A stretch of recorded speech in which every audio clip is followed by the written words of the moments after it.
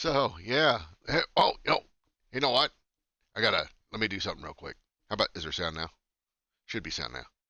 I can see sound. Do you see sound? Or no, you don't see sound. You hear the sound, but I can see the sound. Check this out. I probably already played this once, but I'm gonna do it again.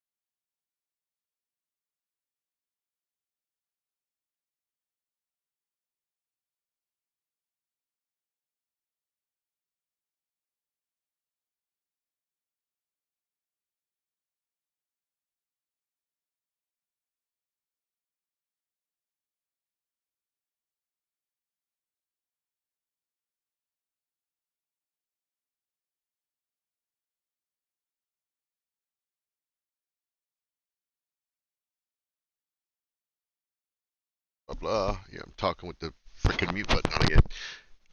Yeah, the super duper work in progress. I need to work on it some more. Um, and the music at this point is really temporary. It's just something I know I can use because I wrote it. So I don't have to worry about getting a copyright strike. Already got one of those. Apparently, the copyright free music that I was listening to the other couple weeks or last week and pumping through, I got a strike for that. So I was like, okay. But hey, whatever. Maybe I didn't do something right. I don't know. I don't care. Back to the purpose of this video. 2 inches. Is it enough? Um, well, if you know how to use it, it can be enough. Um, so no, I had like I don't know, at least three people ask me, why a 2 inch anvil? What? Why? I mean, how can you find that useful? It seems really small. Blah blah blah. Um, so okay, let me go back to that real quick.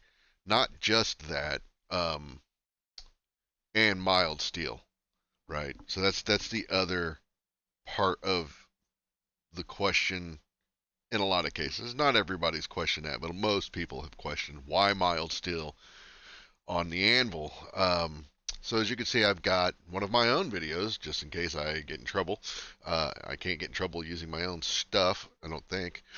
Um, so in this video clip, I had to kind of go back to last March and here I've got this is my keyed in anvil. It's keyed into a striking anvil. Both the striking anvil and the keyed in anvil are mild steel, and the face of this anvil is 2 inches thick or wide, um, and approximately maybe 22 inches total length, but from the horn to the back of the heel should be around. Looking at this handle on here, I'm gonna guess is maybe 16 inches, maybe 14. Um, I forget, and I just use it. I don't measure the thing, but I know it's a 2 inch wide face. So let's address a couple of those things. It is mild steel because I have a tendency to go to various blacksmithing conferences, and in doing so, I don't take my station solely for me to use. One of the reasons I go and one of the reasons I take my stuff is because I want to um, help other people learn how to do certain things. And um, other people of unknown skill sets would be the other good way to phrase that, I suppose. I don't know a lot of times the skill sets involved of the people that are coming up and working with me. So I can evaluate that a little bit, sure, but you know, in order to kind of get a piece of material hot, get it in their hands, and then get them working, I don't. The one thing I don't want to have to worry about is my anvil getting beat up. It's mild steel, so even if they do beat it up, you can usually peen back a lot of the big dings and such. And then when you get to a certain point, um, you can just fill those holes or dings, dents. You can fill those up with weld and then just grind them back flat, and it's nobody's the wiser. I mean, sure, you could probably see where it was welded, but it's not a big deal. They're relatively simple to fix. Should somebody do something exceptionally stupid on one? Um, the other thing I don't have to worry about is dressing that anvil all the time when it does get dinged up, because I don't have to worry about it throwing a chip. I mean, it would never get that bad, so I don't have to worry about throwing a chip and then that hurting somebody. So let's get that out of the way right now. That is the primary reason for mild steel. Plus, it's readily available. Um, the the downside to a mild steel anvil, for the most part, is working cold material. That's where you're going to have issues with one. Obviously, um, that can impact um, the anvil underneath when you're doing something like, let's say, setting a rivet cold, or uh, excuse me, setting a rivet cold can definitely leave a ding. Ask me how I know. Um, no, it's not this anvil. There's one that has one on it though. Um, things like that. Mostly, that's the biggest downside is cold work, right? And then if I were using it on a regular basis and I dinged it and I never took it out and I dinged it, then yeah, sure. Now I have to kind of at some point stop what I'm doing and fix it. Not a big deal though, really. You okay? So now you can harden, you can case harden mild steel, by the way, but you can use another material. You can use a 4140, um, 1045. You can use 1045, 4140. You can use a variety of things, really. Um, the real problem comes into is how are you going to heat treat it, right? You're not People don't really think about that. Look, that's a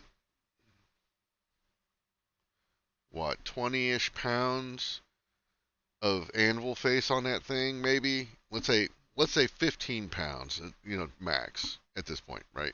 It's probably more than that. It's probably closer to 22. Um, let's say 18 pounds. So it's 18 pounds of steel. Where are you quenching that, right? I mean, really you're going to need at least 20 gallons of oil to do that. I would recommend 30 to 40 gallons to do it safely. Um, and then you're going to need a big container for that. Yeah, you can get an oil drum or something, but you're going to need to do that. And on top of that, you're going to have a way to position it into the quench and keep it there um, while it cools, which also then presents the problem of cavitation. So as you're quenching in water, any medium will do this for the most part. Um, it will cavitate. It will boil what it's going into, essentially, right? So like if you put that in oil, it's going to boil the oil around it, and that boiling off creates a steam jacket and cavitation that pushes the oil away from it. So you got to move it up and down and around to kind of keep that from happening, or circulate the medium inside the container, which would be the safest bet. So you're quenching 20 pounds in 40 gallons of oil, you need to recirculate that oil in the pump just to have some kind of movement, or have some kind of recirculator on the inside, just to keep that moving vigorously. Um, that becomes a task. That's no easy feat. You're not gonna hook up a sump pump to something like that and expect it to last. Um, Now you could use 1045. You could quench that in water. Again, same problem. You got to keep it moving. So you got to put in a pump or something to keep that water moving. Otherwise, it's just going to do the same thing. It's going to create a steam jacket around the material. That's not going to get hot, or that's not going to get hard. Ah, you quench it. You have successfully quenched it. Well, guess what? Now you've got to temper it. So now, okay, before we even quench it, you have to have a way of getting that much material hot. So that's another problem. You have to be able to get that much material hot and get it out of your forge and quenched. Then you have to be able to temper that. So I don't know if two and two are adding up, but that's not a small feat, right? So yes, you can harden a keyed in anvil if you should really want to. Like, I've got some 4140, and I've talked about making a hardened faced anvil. Hey Dustin, hardened faced anvil that won't leave my shop, just for my own use.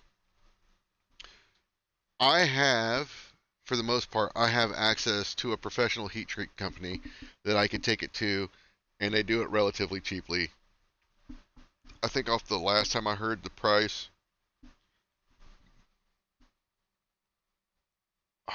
it might cost me $40 to get that done. On the low end, on the high end, maybe $100. Even then, $100, and I don't have to worry about burning my shop down, burning myself, hurting myself, putting out a lot of extra money, by the way, to recirculate that material, the quench medium, all that other stuff. Easily worth it to me. So if you were going to quench something that large, I would look in your area for a professional heat treat company that you could take that to and have it done safely. We're not talking about a knife here. We're not talking about a hammer. And by the way, and even with hammers, like a 5-pound hammer, that's when people want to use 4140 for stuff like that. That's when I'm like, quenching a 5-pound hammer is more difficult than people realize. That's a lot of mass. It's going to be really hot. You need a big bucket of oil. And P.S., you're going to be over that bucket, moving that billet in and out. It's just not advisable. Stick with 1045 for that kind of stuff, so you're only working over a water bucket, not an oil bucket. Yes, you can quench 4140 in water. It's a bit riskier, especially on smaller stuff. Not especially on smaller stuff, but anything with kind of corners and things like that, sharper corners, those are going to cool down quicker, and that can cause you problems, and it could crack. It's like, man, the amount of time it takes to forge a hammer,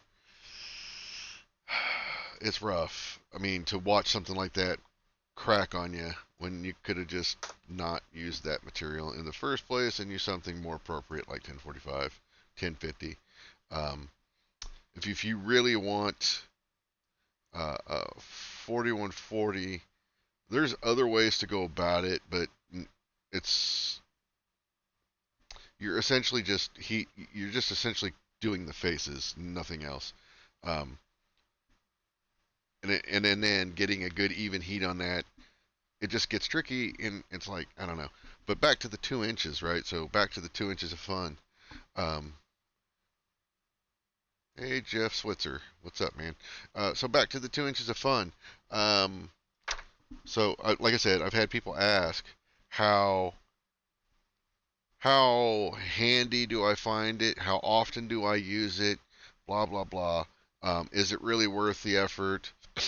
If you've got a good anvil, use your anvil. There's no reason why do this, right? But if you're a beginner, or you want a travel station, or you want uh, a teaching station and you don't care about, you don't have to worry about people beating it up, a 2-inch faced keyed in anvil of mild steel is really hard to beat. But as far as the 2-inch face goes, I prefer a smaller faced anvil than a wider faced anvil. Um, I just do. I find a wider faced anvil typically gets in the way of a lot of operations that I would prefer to do using the face of the anvil or the sides of the anvil, and sometimes that can become an issue. Yes, there are ways around that by using an anvil block or something like that, and we'll get to that. But I would say 90% of anything I do, I can do on that face. Um, it's just I mean, how much how much do you think you can hammer at any given time? Like, in one hit, I got a two. My 3.5 pound hammer has not real. Well, maybe it has a 2-inch face on it. Looking at it, it might have slightly over 2 inch. So I can hit a 2-inch face at any given time on a 2-inch faced anvil, um, 2-inch piece with one hit, flat.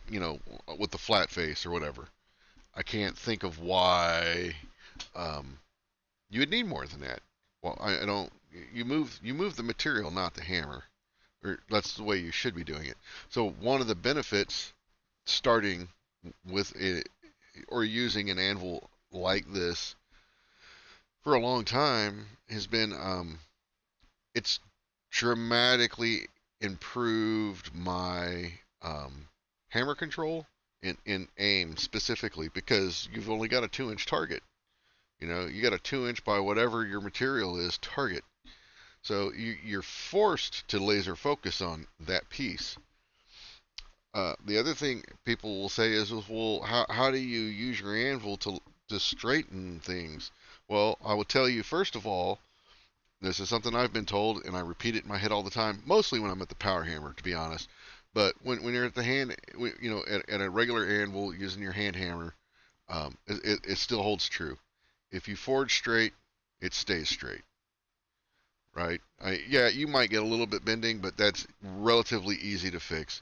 But for the most part, if you hold straight and level as you're forging, that material will stay that way. As you feed it in, it will stay that way. Um,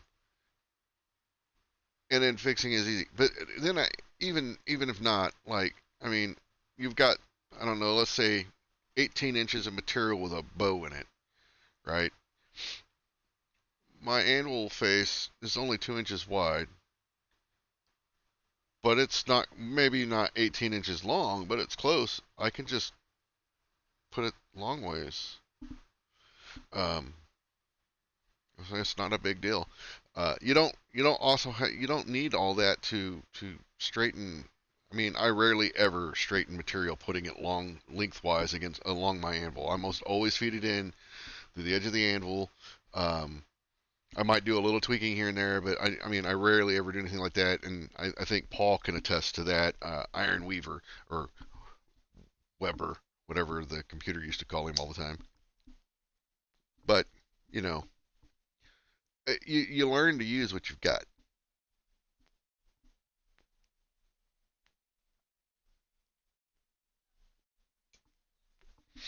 And I will say there have been times when a 2-inch wide face has been too big. It's for certain things that I'm trying to do. It's too big. Um, uh, but at that point, that's when you really need to start looking at anvil blocks and bridge anvils and things like that. Little hardy bridge anvils that you can use to help you get into those kinds of things a little easier. But if I'm forging, um, oh, what's a good example? Let's say a leaf, right? Let's say I'm forging leaves or flowers.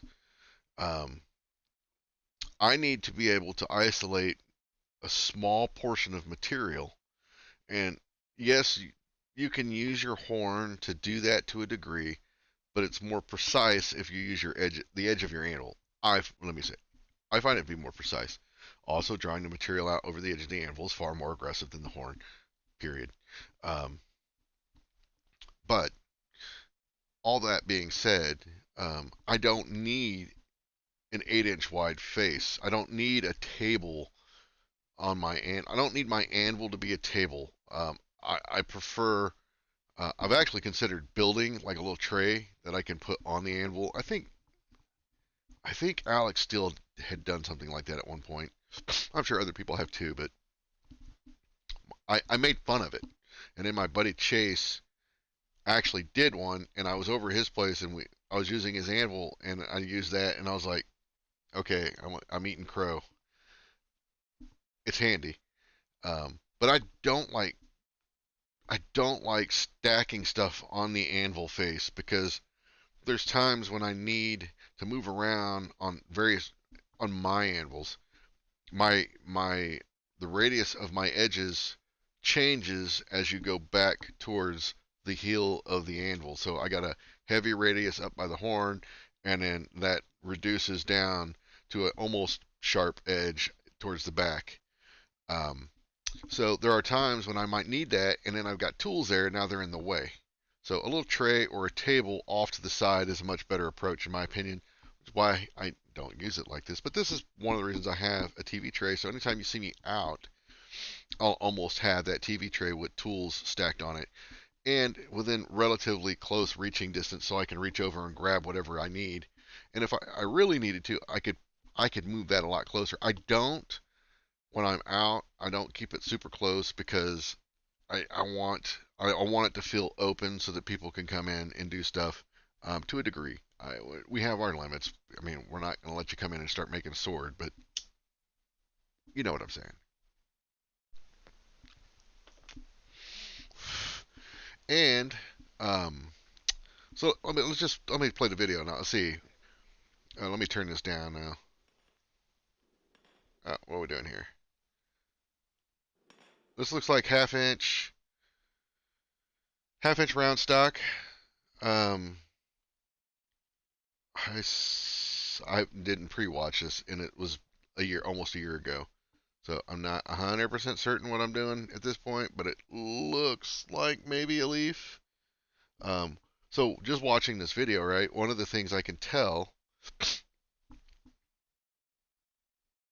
Um, one of the things I can tell just by watching this is my camera angle could be better because you're not getting a good sense of how I have this piece held right now. So to a beginner looking at this, you might think I'm holding it flat certain times when I'm not.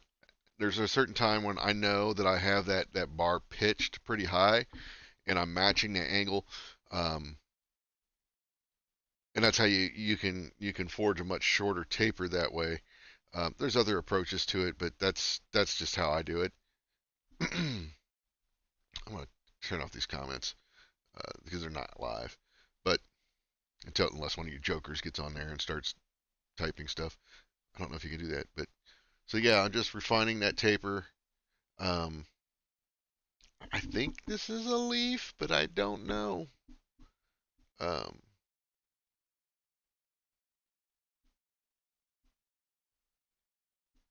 yeah, so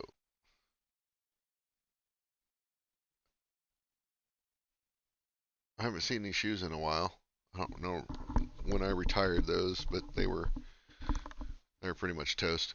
But yeah, as you can see, this is a 2-inch face anvil right here. Clearly, I must be using the gas forge because it's cold. It's not super cold, but cold enough that I'm running the gas forge. I typically don't run the gas forge in the summertime.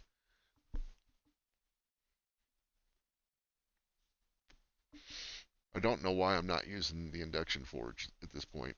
Oh, I do know why. Because I had just gotten it. Look how shiny it is. Yeah, it's not that shiny anymore. So the smoke makes me kind of disappear. It's kind of cool. But the And that's not a filter.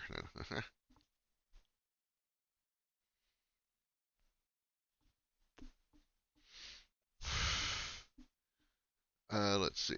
Where's the thing?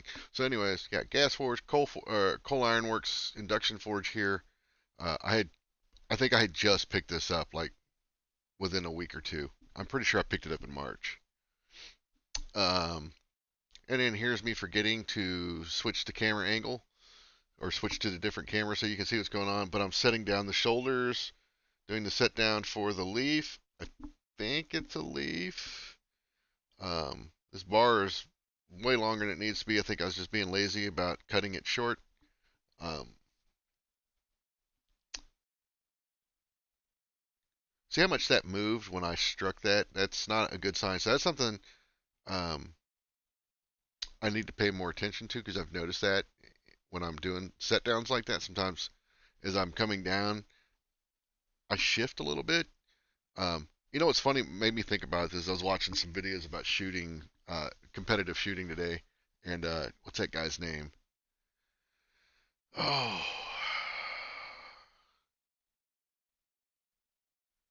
I can't remember his name.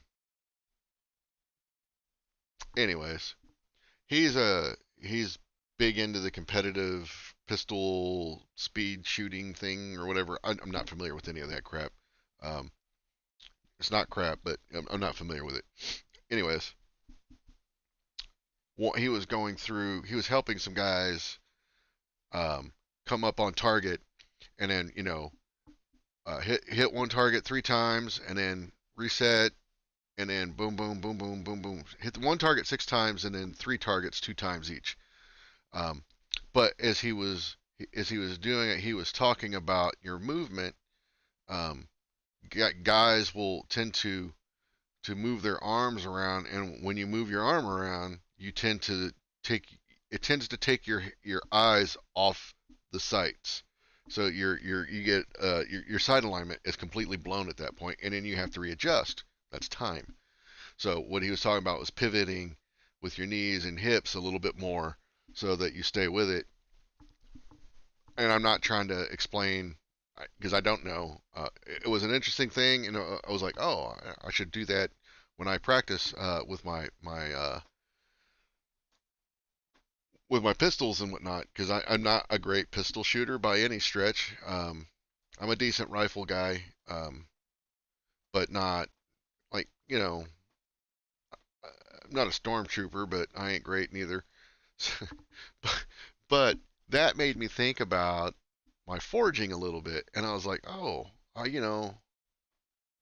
that might explain why I don't always have problems with those set downs, but that might explain some of it. And maybe if I thought about that more and focused on that a little bit more, I could lock that in a little bit better. So I don't know how long I stay on this view. I'm going to fast forward a little bit. Where are we at? Here we go. We're back on the main cam or the anvil cam. So yeah, this is a. So you see I'm trying pointing to it like you can see it, but I'll use my mouse. So you see this transition here and this transition here may not fit entirely across the anvil, but I can guarantee you that's not going to fit across an 8-inch anvil. The only way you're going to get into that is on a corner or using the horn. Whereas I can get that across this anvil pretty easily. And there's a lot to be said for that. You don't want to be trying to forge material when there's a big air gap underneath what you're hitting, because all you're going to do is flex it. Every time you hit it and bend it, you're flexing it. Yeah, you might forge a little bit. Also, that's a very inefficient way of forging. You might do some forging, but what's ultimately going to happen is you're going to flex that so much, it's eventually going to break off on you. You want to keep that material supported on the anvil so it's not flexing on you. You might see one end coming up from the kinetic energy as it hits. That weight on it it's doing that. And that will cause it to come up, which is okay. When you go to reset it, go again, you pull that back to the anvil and then slap it down gently or whatever, just get it back in line. And try not to allow that to flex so much. Usually, if you go back and forth, if you see it starting to tip up, if you pull back in work on that side of it a little bit more, you can get it to, to correct. So let's see where we're at. Yeah, leaf. So I didn't start drawing this out that much. I think I was mostly just showing this. So we'll, but I mean, you can see here. Maybe. Here we go. You see here, I'm still working. I'll let this go.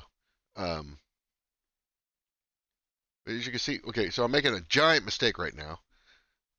Leaving that material on the anvil like I was, and then being as slow to strike as I was just sucking heat out of it, and you could just see it. You could just see the heat getting sucked out of that piece, like a good 2-inch anvil face would. Um, so, but look how cold I'm working this at this point, and that's fine. And it is a mild steel anvil. It's still going to deform more quickly. All the psi, that's a fuller, so the vast majority of that psi is very focused and it's going to go into that piece. It's not marring the surface at all. Um, Now, once that piece goes black and is no longer really moving, anytime you hit it, if there are edges or whatever that make contact with that anvil, they have the ability to mar it and add scarring. So that you want to be careful of. That's another nice thing about working on a mild steel anvil is it will teach you how far you can push before you need to put a piece back in. So you start to understand your heats better.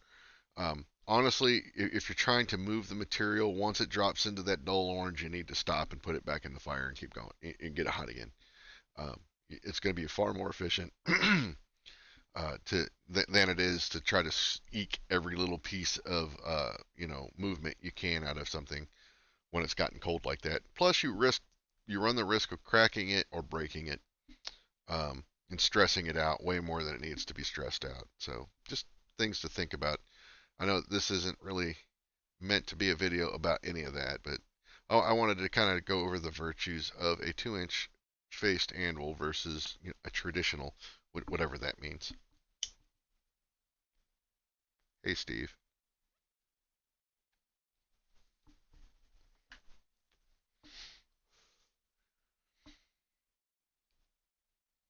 Yeah, I got um, using a 4.5 pounder hammer there. I believe that's my Ethan Hardy hammer. Um,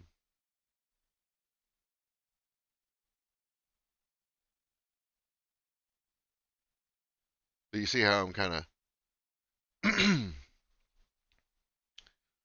just working.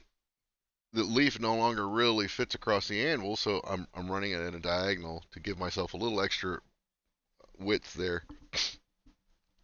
But again, and again, you can come over here and work, and then you've got a much longer width if you need it. It's all about how you wiggle it, baby. It's all about how you wiggle it.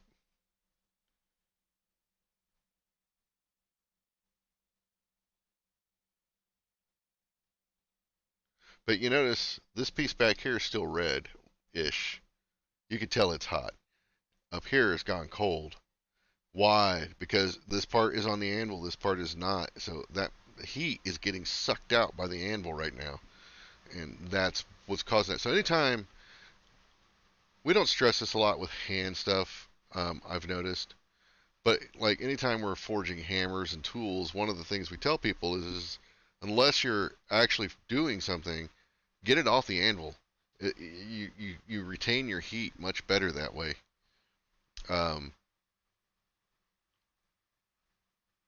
learning to control how much heat you're going to lose in a heat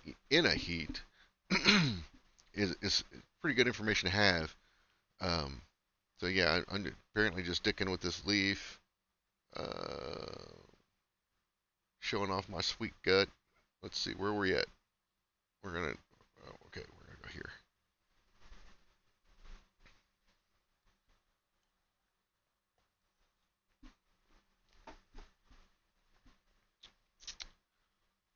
Oh, we're gonna look like we're drawing out that little bit. I'm just, it looks like I'm rounding it up.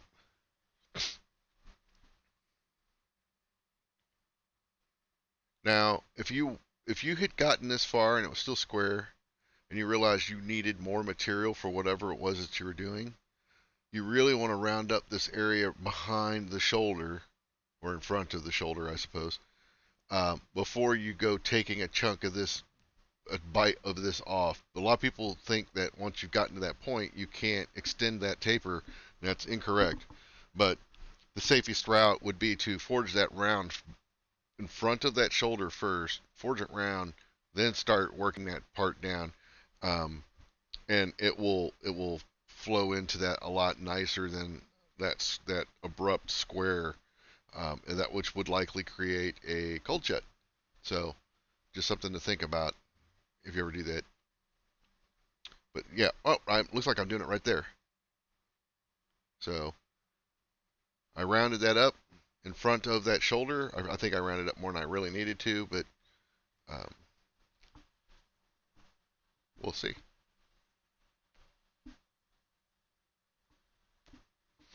This was the induction forge. It would have been hot by now. So yeah, we got that lump right there, and I'm gonna work. I'm gonna take a bite of material behind that shoulder, and then I'm just gonna start working it down that way. You can see, yeah,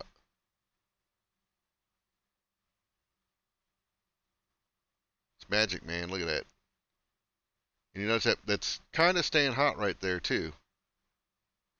And if I was really getting after it and really working that one spot, it would stay hot much longer. Um, but yeah, and then just blend that at. It gives me more length. I have no idea what I'm making here outside of a leaf. Like, we could turn the volume up, but wants to hear this Joker talk.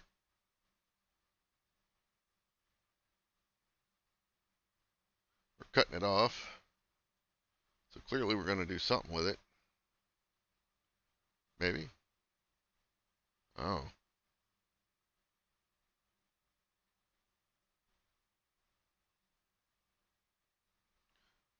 One of the things I'm going to start once I start streaming out in the shop again is oh, how do I say that? I'm not gonna interact. It depends on what I'm working on, right? If I'm actually trying to get something done, I'm probably not gonna interact with the audience, if you want to call it an audience, the folks watching. I guess that's an audience, right? Um, but I'm not gonna interact with people as much because what I found was um, I I don't get as much work done, um, which kind of annoys me when I come back and watch something and I'm like, it took you like 3 times as long to do that. You know, it's like, come on, dude. Oh man. Um. So, anyways, there's that. It's it's only 10:30. Um. That was the main thing, really. With a 2-inch face anvil, I think a lot more. There's a lot more approach to the anvil available to you than a wider faced anvil is. I'm not saying that there's anything wrong with a wide faced anvil, and not that you can't have one. What you got to really keep in mind with the 2-inch faced anvil, right, is a couple things. One, um, it allows me to take the anvil easily off the stand, which is a striking anvil. And at which point that and the keyed in anvil weighs, I don't know, maybe 50 pounds, a little bit, 50 to 65 pounds, somewhere in there. So it allows me to take that off easily, store it on my vehicle or in my job box easily, and then I can pick the striking anvil up with a loader or a engine hoist, or I mean, if I'm really feeling the gumption, I can pick it up and throw it up there. I prefer not to because the damn things are heavy. I think it's like 180 pounds or something, close to 200 pounds. Um, so it's especially my truck, my the tailgate of my truck's it's almost up to my midpoint of my chest. So, uh, not that you can't do it, but getting it off is much easier. You can just kick the damn thing off the truck. Um, but the striking or the keyed in anvil itself is relatively light. And then once you join it with the striking anvil, that keyed in anvil technically becomes, almost a 200-pound anvil at that point, based off of all the mass of the stand itself, and so on and so forth. Now,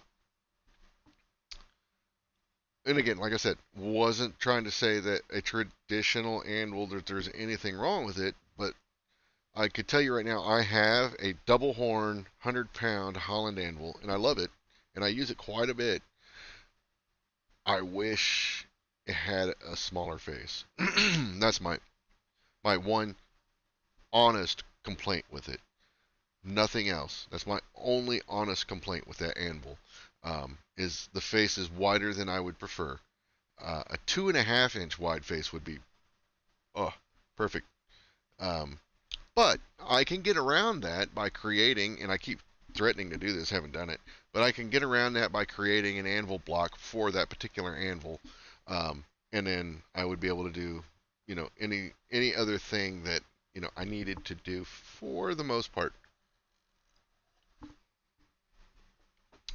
The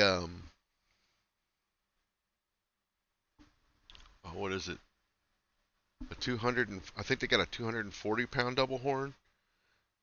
It's pretty nice too, but again, it's got a wider face on it. It's not as wide as some that I have seen, but it's still wider. I've got a 250-pound Reiflinghaus anvil, and it's got a pretty wide face on it. I mean, it's wide, um, and I can't tell you the last time I honestly used it. Um, the last time I laid hands on it was to move it, um, and I think that was over a year ago. But I have no intentions of selling that anvil because when I do need a bigger anvil, it's nice to know I've got one. My problem with that anvil is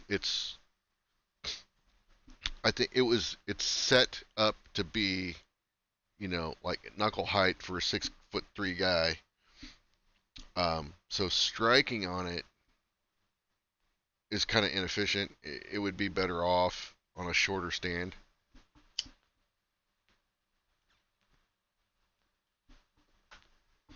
And I have a project or two in mind that might benefit from it, but we'll see. I don't with a striking anvil, I don't necessarily think I need it for that. But I have no intentions of getting rid of the anvil. It was like my first like my first unicorn anvil, I suppose. It's the first unicorn anvil I got, so I don't really want to let it go yet. Maybe in a couple of years, we'll see. Um, that's one of those things where it's like, I've got a big one. If I need it, I would really regret. The only way I would let that anvil go is to step up to a much bigger anvil that I don't really need. So I don't see it happening. Um, but I don't know. I could tell you by the state of the power hammer, the 250 behind me in this video, it was not running at that point. Um, kind of, but not. I don't think because we'd pulled this off, and then I can't tell. It doesn't look like we had cut it down yet, but we had cut this. Maybe we did. Maybe this extended down further. So maybe it was running. But I don't think it is. We've made some progress with it. I think more progress needs to happen this year. Um, but that's whatever. But as you can see, you know, look at me go, man.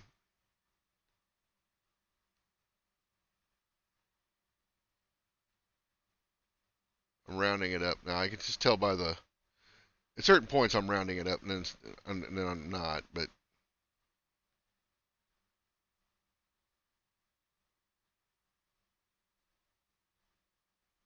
I have no context of what I'm talking about here.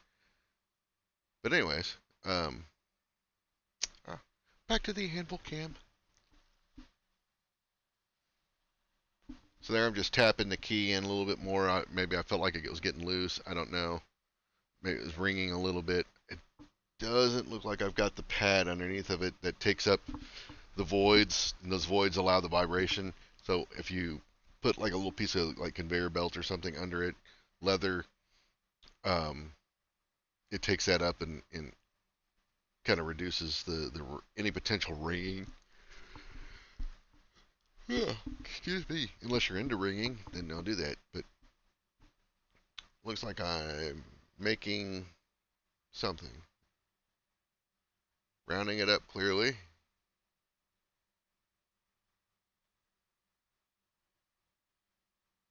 What the hell am I making? It's taking me a long time to make it, that's what I know.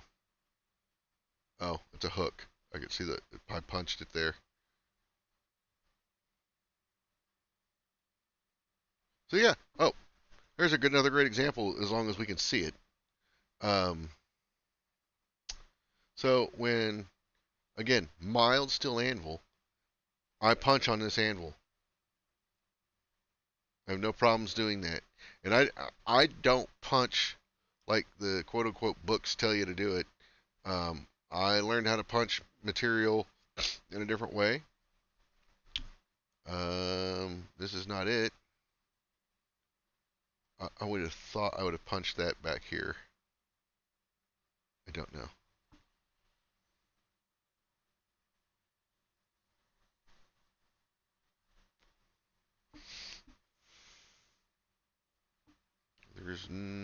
I can't tell if there's a hole in there yet or not. I don't think there is. No, I'm just rounding that up. So, looks like I'm coming out of it, coming out with it again. I don't see a punch handy.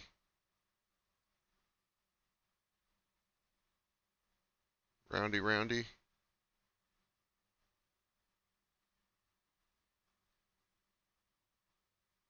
More roundy, roundy. I kind of obsess over um, getting a nice clean round. Things Rob needs to work on. We went and visited a Samuel Yellen piece um, Saturday. Yeah, Saturday, and it was quite eye opening for me. Great piece, and don't let me tell you anything. Oh, hey, here's a little trick. I need to work on this piece, right? So I came out. I didn't have a water bucket right in the vicinity. So here's something you can do to cool down the pigtail or whatever you want to call it. That's the scroll end of a hook. If you don't have a way to quench it off, and you don't want to deform it when you're forging over the horn or something, when you come out, you could take that piece and then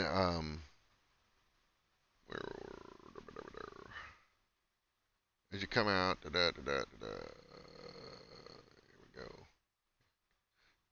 You take it and you can use your hammer, kind of like a press, where you can just push down on it right there. What I'm doing. And what it's going to do? It's going to suck all the heat out of that little end of it. See there? So now I'm a lot less likely to deform it when I'm forging this over the horn poorly. I don't use a horn very often, so I'm not well versed in forming over the horn. I need to work on that. Where am I punching this hole?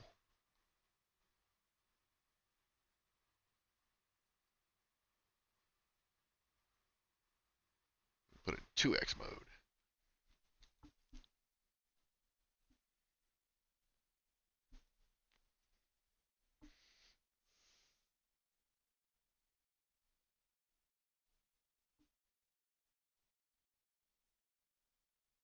Guys digging the green screen. I'm doing something. I feel like maybe I'm looking for the punch. That's not punch. Scrolling tongs.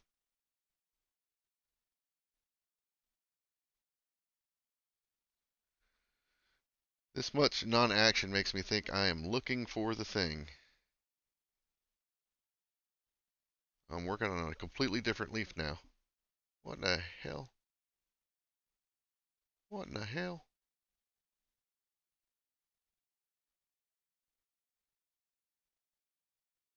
Does it already have holes in it? Oh, this is so. This is a piece of like bronze, I think.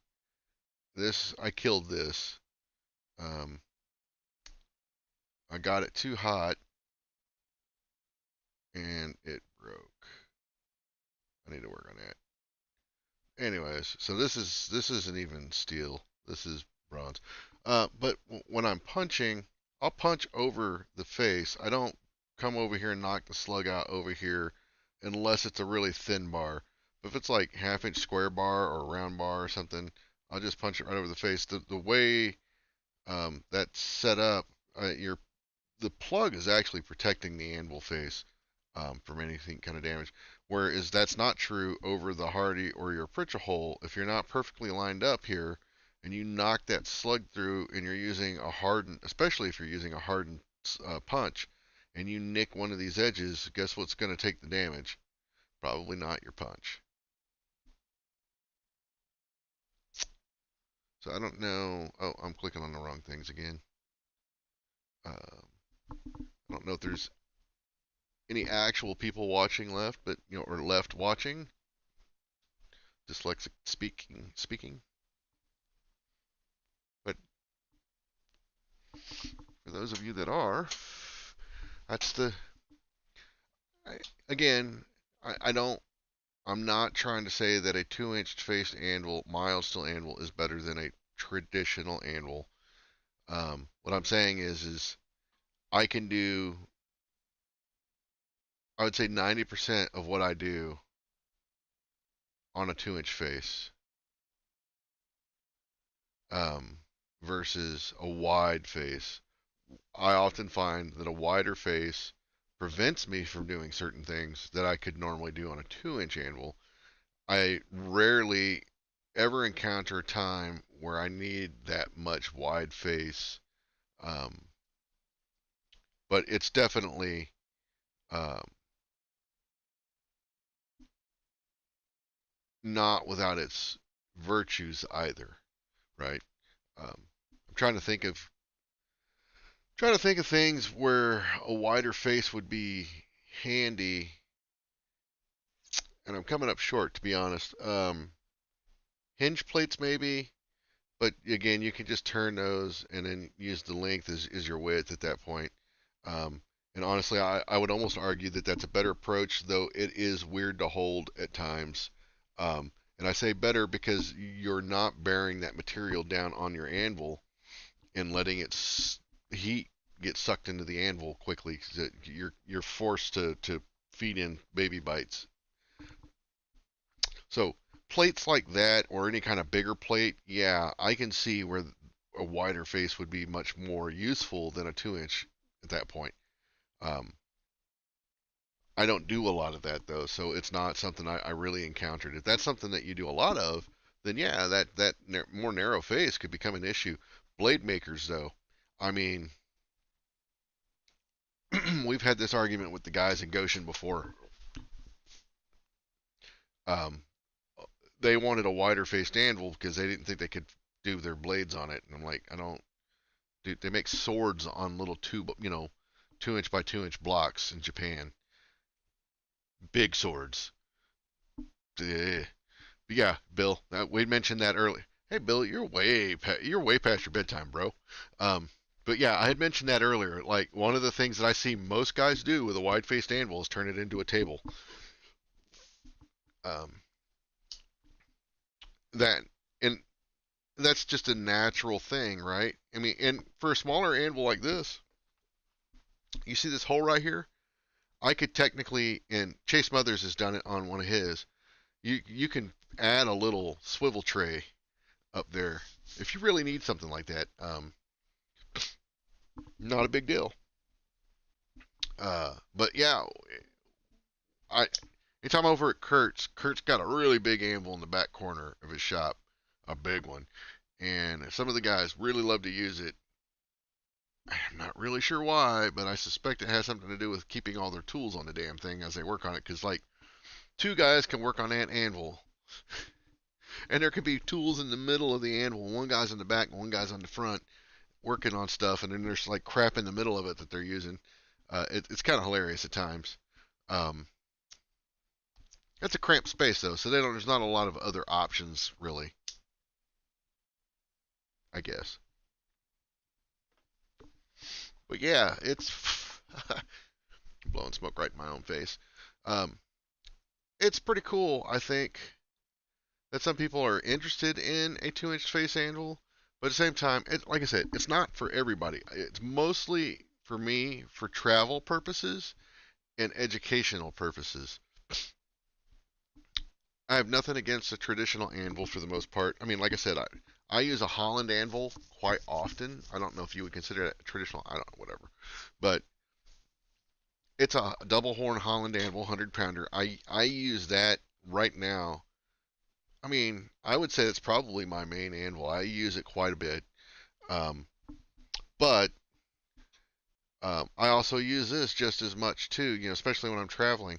Um, and then when I have my striking anvil mounted in the position where my Holland currently is, which is what's going to happen, I'm going to either need to figure out a way of mounting my Holland to the striking anvil so that I can remove it, or I'm going to have it close by so when I want to use it, it's there, or more than likely, um, I'll just move it out somewhere else and then just use the 2-inch um, faced anvil for most things, and then go from there.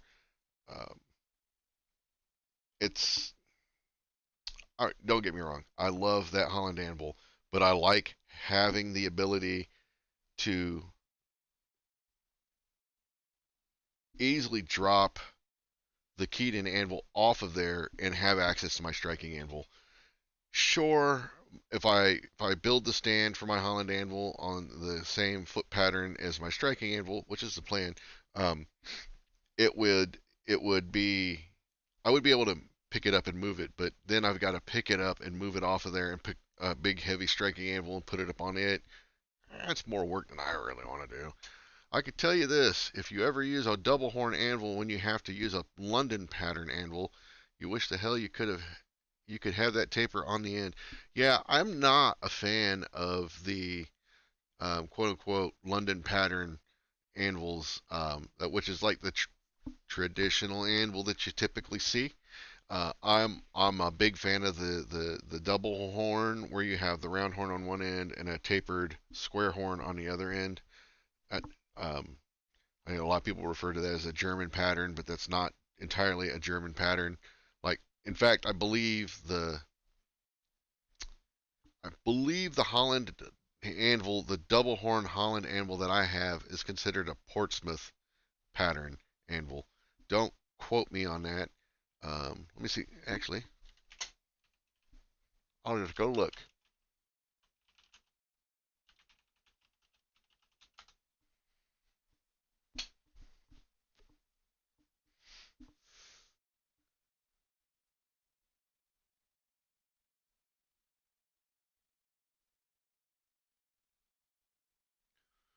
So it's definitely in the style of this particular anvil here, which is oh god, it's a Facebook post. It's probably yeah, John Brooks Portsmouth pattern anvil. Um, I don't know if I can drag this over here. So there it is. So that's I don't know what year this anvil is. Does it say? It does not, but it is more recent than the last 10 years, that's for sure. But yeah, that would be the Portsmouth pattern. John Brooks, Portsmouth.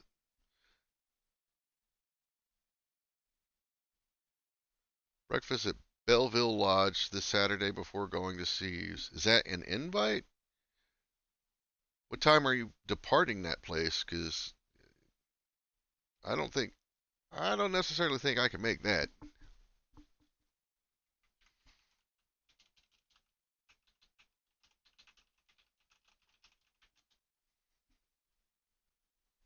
Is that is that where we have the typical business meeting?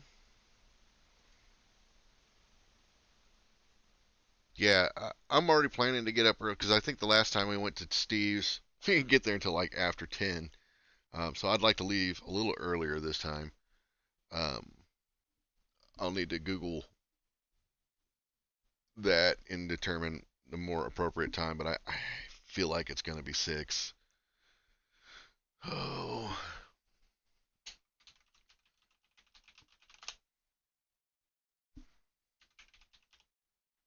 let me look while I'm here looking at things that make me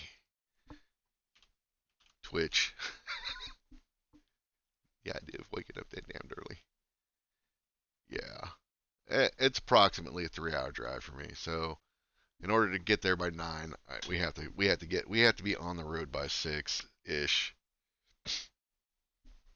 Ugh, that's rough. Yeah, so in order for me to be there to make that one, yeah, I had to be out and on the road by like 5 at the latest. Probably closer to 4:30. No, thank you. No, thank you.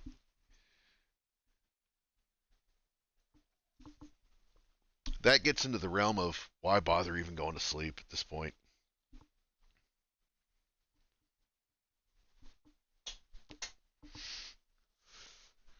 But I can manage 6 usually. Actually, if I have a new trick for an alarm clock I've discovered as I get older.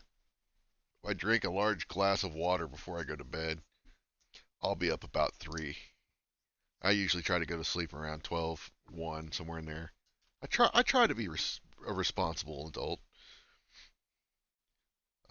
So yeah, if I drink a big glass, if I have a glass of water or something just before I go to bed, it's almost guaranteed I'm up at like 3:30 to uh, relieve myself of said glass of water. Um, in fact, I've been drinking this water because I've been talking, and I really should stop. I found that if I stop drinking about an hour before I crash, I can usually make it through the night without having to get up and take care of business.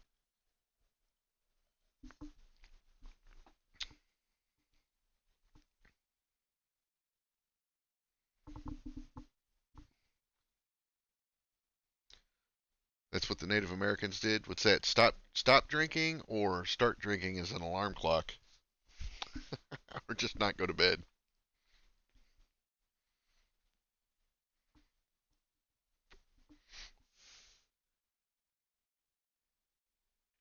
I'm not big on the round anvil stands, but the more I look at this one, the more I don't really hate it.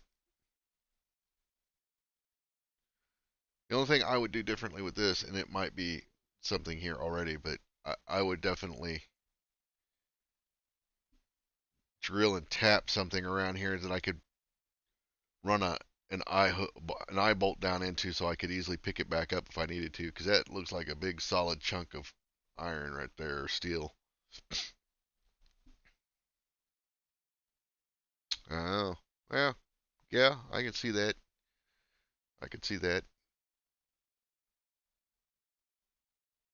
Oh man, other than this big dent right here, and this one's not.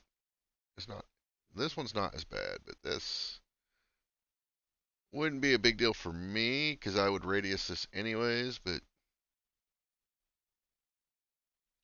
overall, that's a good looking anvil. It's I don't know how old this post was. I'd buy that anvil. 253 pound John Brooks Portsmouth pattern. But yeah. Again, as far as anvils go, um, I lean more towards the um,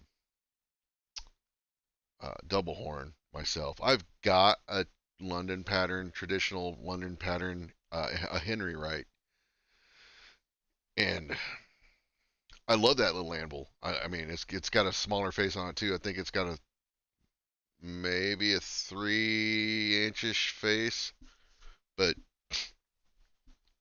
I find that the double horns are just more versatile. You can there's more ways to use it, in my opinion.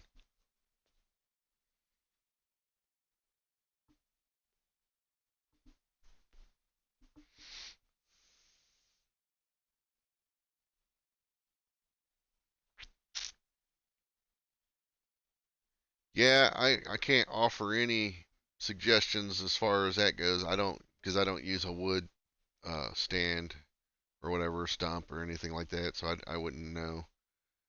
I do know I've read uh, a salty old uh, Oklahoma guy talking about that before, and he said that was one of the problems with that was is eventually they give. Same with like the nails, the spikes and bent over. Who's Randy McDaniels is a big advocate of that, and he swears up and down it never comes out, and then unless he's holding his tongue in a very specific way when he drives them in, everyone I've ever used do come out. Um, so that's the one thing. Um, I don't really use a step. Um, and if I need something similar to that, what I do is I got a big fuller and I can just drop it in perpendicular to the anvil, and I can use that. Um, but like cutting, I almost never. So like, um, let's see right here. I'll pause this. So if I'm cutting through something, I can usually put it down on this base and cut through it, and I don't have to worry about hitting this up here. Um, but typically, I don't ever cut all the way through like that, anyways. But like I said, if I do need to, I got the steel base that I can do that on. So I don't. I know some people use the step like that. I'm not a big fan of that myself, but I know people do that. But I do like to use it for like backing things up. I'll put a fuller in up here, um, and then use it that way. I have V blocks, so I just use those.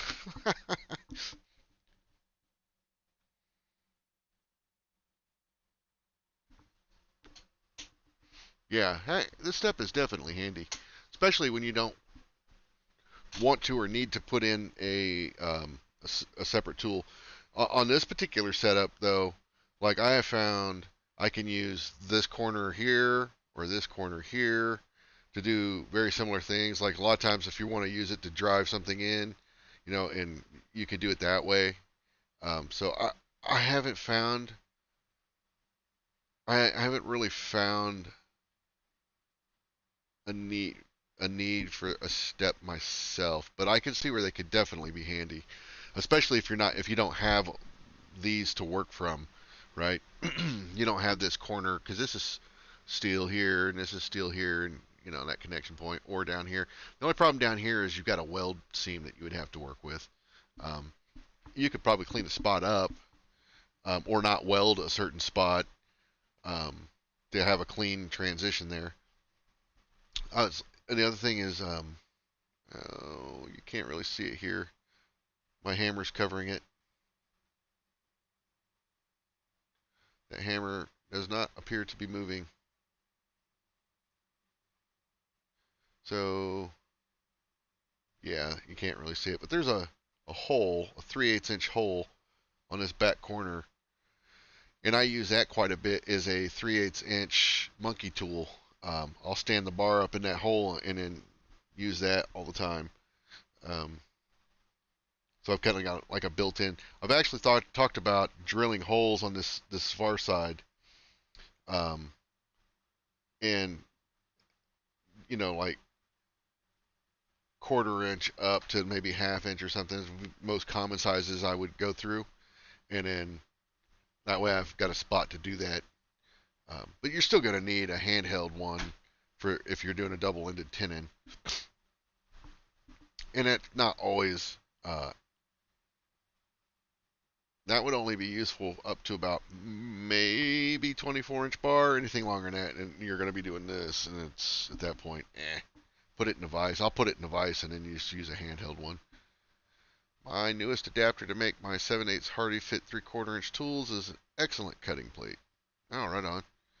Yeah, I need to make some Hardy tools for my anvils. Um,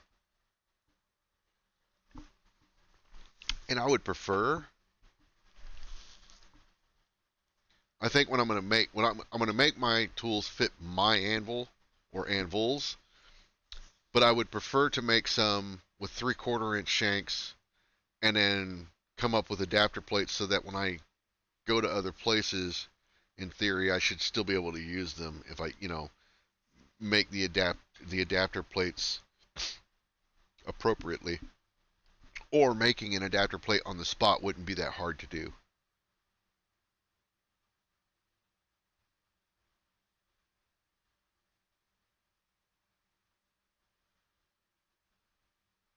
Nice, yeah, because the anvils at the fair are in dire need of some tooling, amongst other things. I get the look, so I get not doing the over industrialized modern style anvil stands, but tree stumps were the only things used as anvil stands. Like that big round that we were looking at on that other anvil, that would be pretty sweet. I did not mean to click it like that, but this guy, something similar to that, man, I think would be far superior than a freaking tree stump that's falling apart. I've been there in a while, so I don't know. Almost not quite a year, but August. Um, it'd be really nice, in my opinion, to get us into another building there at some point. But I understand it's like pulling teeth as well. But I think we could do a lot of cool stuff there. Uh, that was something I was gonna bring up at some point too. Not so much to you, but just like Paul, so we have ideas what we want to do when we go there next time. Um, like what kind of little projects can we work on to better the shop there while we're there, without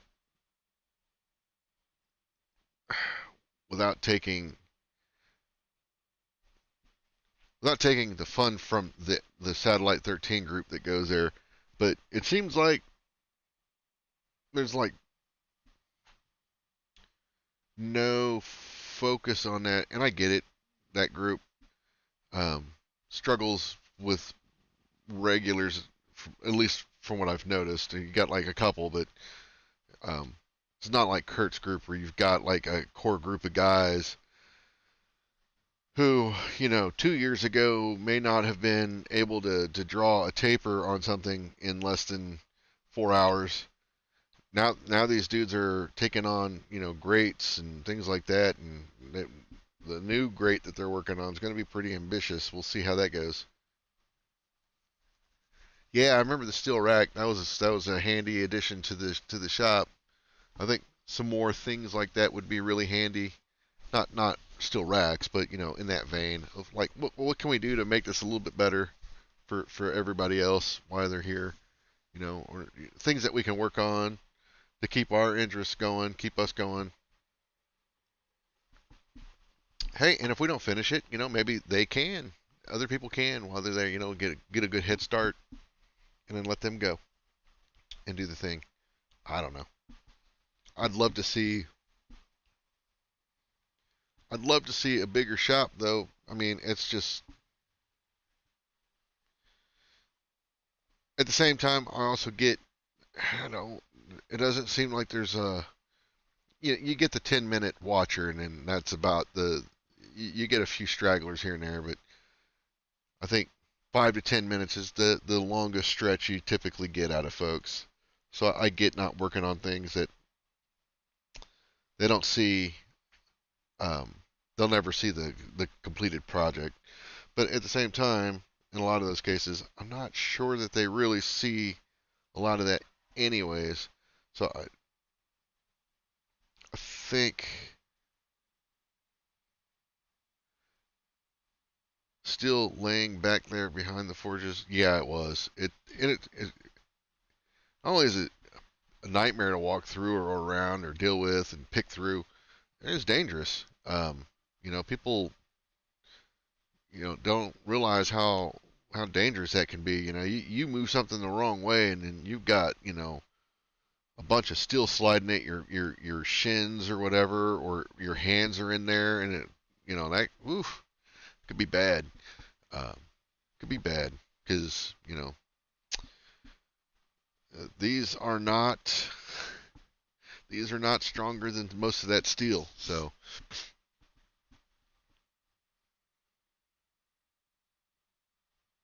well, yeah, of course they're only there to see your face, and clearly not there to see mine. Thankfully, um, that's something else I want to do this year. I'm working on a CNC plasma cutter. Um, I'm going to try to get it done this spring. And it's just going to be a small guy, but one of the things I wanted to do was cut out some bottle opener blanks, um, things that we could hand to people there, and just like, okay, here, forge this, decorate this or whatever, and then you can, we can give them to people or whatever. What would really be cool is to get a state fair stamp with a year stamp, so we could stamp things and then do it that way. I mean, um, I don't know who the Forge Master Satellite 13 is, but that might be something that person thinks about. Could be a way to generate revenue for that group so that they can, I don't know, do other things. I don't know. Uh, Buy a bigger building. I don't know. Gonna have to sell a lot of bottle openers though.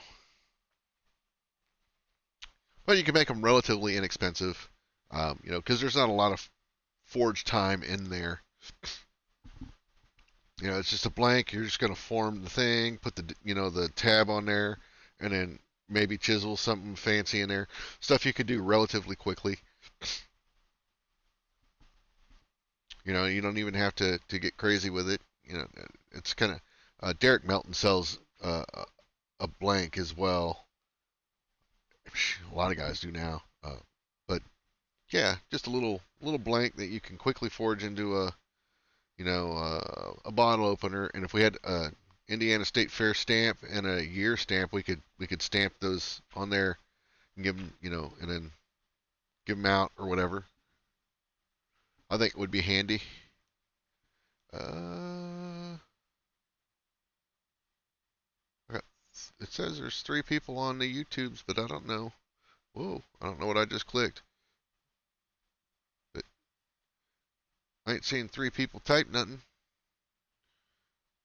I don't see nothing on the Facebooks, which is all good. But yeah, the little CNC table thing. I'm hoping if I can get that going, then that's going to be one of the things I want to do is because I could put like a 2x2 piece up there, and then that'll cut out a lot of bottle openers. You probably get. Oh, hey Shane. You could probably get 1, 2, 3, 4,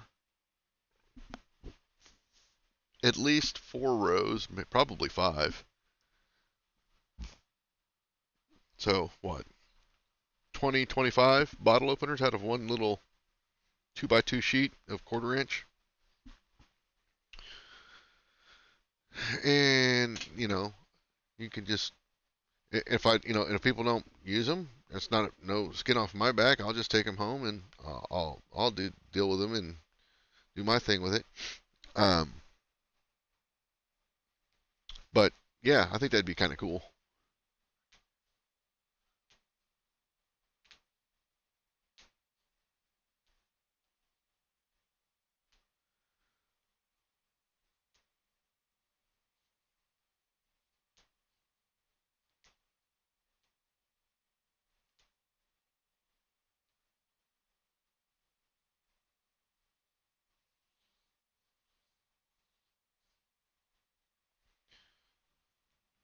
Well, you brought that one really colorful character. What was his name? Kim. You know, so you got that guy to come out.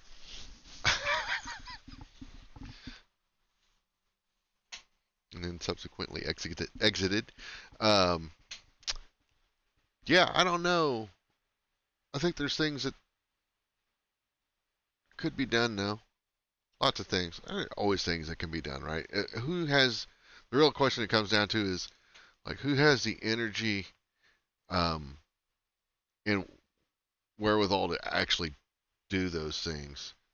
That's the questions I find myself like. There's certain things where I'm like, well, we could go do X, but like, I mean, those dudes have shown zero um, interest in doing it, so I'm hesitant to do that for them.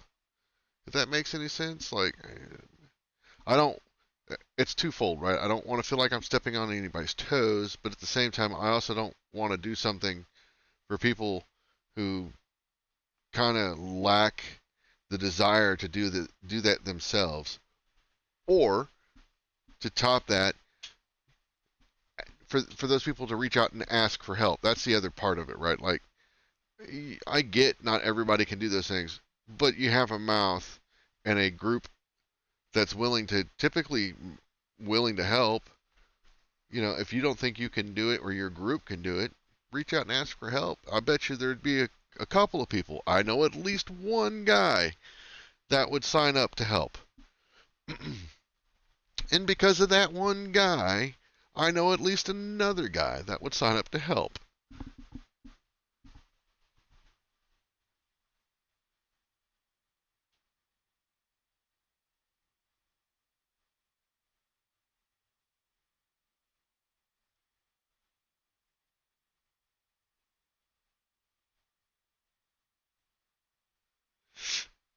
Well, I could see how one of those guys definitely won't, because I don't even think that dude, does he ever even show up?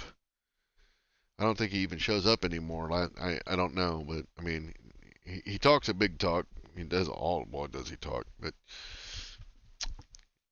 very little work gets done, I've noticed. And then the other one just seems to lack a lot of confidence, um, which is kind of like, whatever, just get in there and do it, man. And if you can't do it, ask for help. We'll help.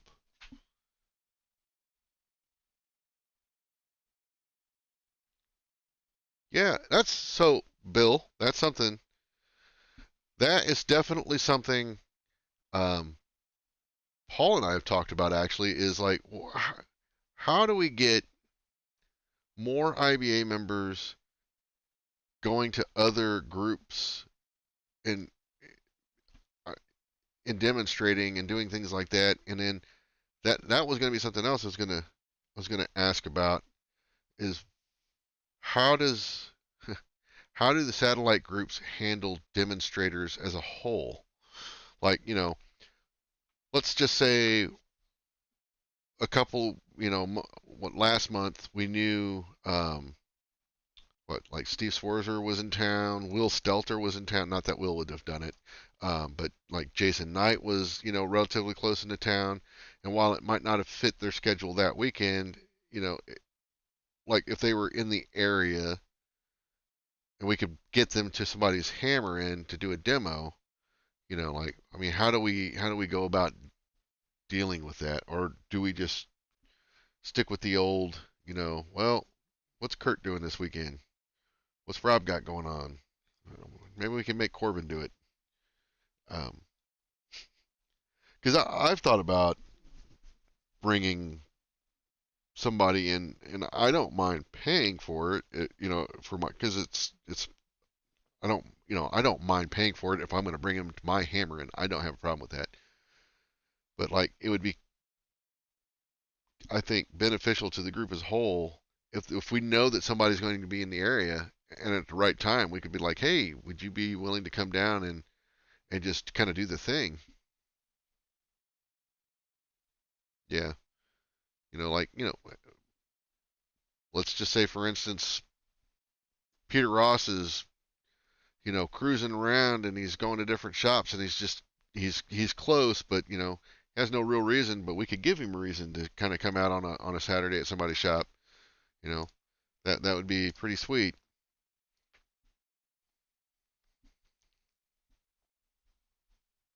Yeah, I think actually that's a good idea, Bill. Maybe I'll talk to you about demoing at my shop because Corbin did his demo at Don's, and I'm not interested in repeating what we did at Don's at my place. I'd like to see something different. Do something not not only would I like to see something different from that, but I want I for me personally, anytime not anytime, but most of the time, if I'm going to have somebody demonstrate something, I would really like it to be something that people can work on as well after the demonstration because that's the best time, in my opinion, to work on that thing. You've got that person there to ask questions of as you start working on your own. Like the TV tray, for instance.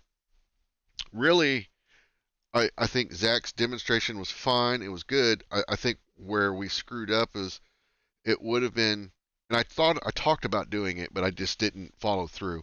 But I talked about getting material and making it available for sale at cost for people if they wanted to start one. Because really, once you have the frame assembled, or at least have an idea of how to do the frame, it from there on out, it's relatively easy to do. It's an easy thing for people to do.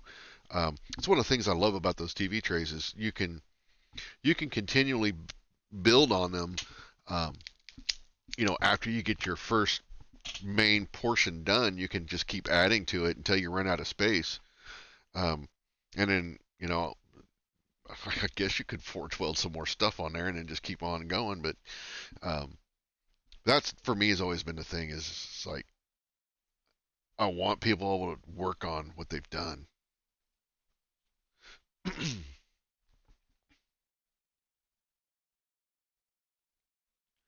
Yeah, see, I think that's a cool idea, and it engages people. Like that's something I've never understood, and it's not just the IBA. It's blacksmithing groups as a whole. I've noticed, and not all of them, but it's like, man, the last thing I want to do. A band is bad about this, by the way. Last thing I want to do is go watch you do something and then forget it on my drive home and then never do it. I want to be able to. I would love to be able to watch you do the thing.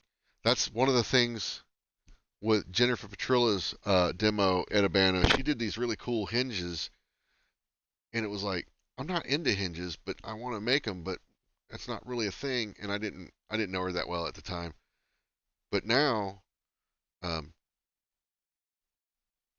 I would have been like, hey, grab can I get you to walk me through that process after you're done with your demonstration at some point? Be it later you can come to the camp, and show us blah blah blah or whatever. I think that would be kind of cool. And the same with like the candle holder thing that you're going to do, right? I mean, I think that's a cool idea. I would like to do something similar to that this year. Not the candle holder so much, but like let's demonstrate a project and then have material available for people to pick up and do that project.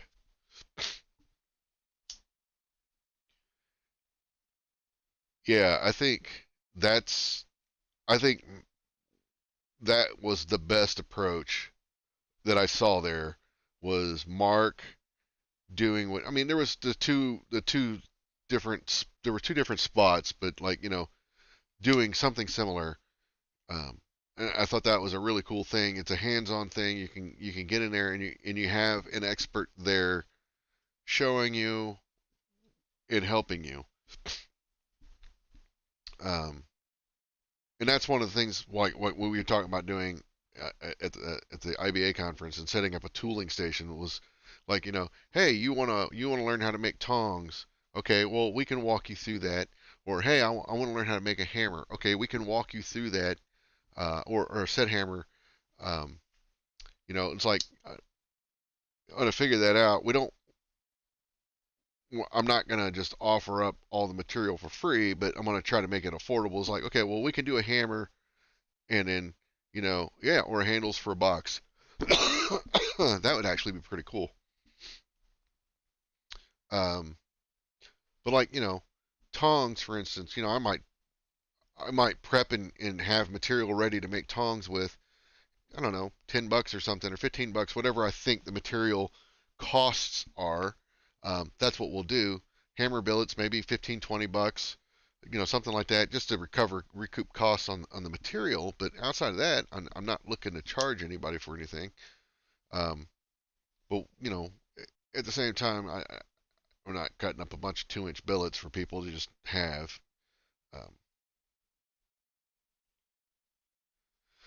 but and walking through people through those things, it's like, what kind of tools are you lacking at home that you can't make yourself and want help with? That's what we want to really kind of focus on. It's like, there's a lot of people that say, oh, Doug's one of them actually. I can't make tongs, I can't make tongs, I can't make tongs, and then it's like, well, let's. There's no time like the present. Let's do it now. I think maybe he's finally done that. I don't know.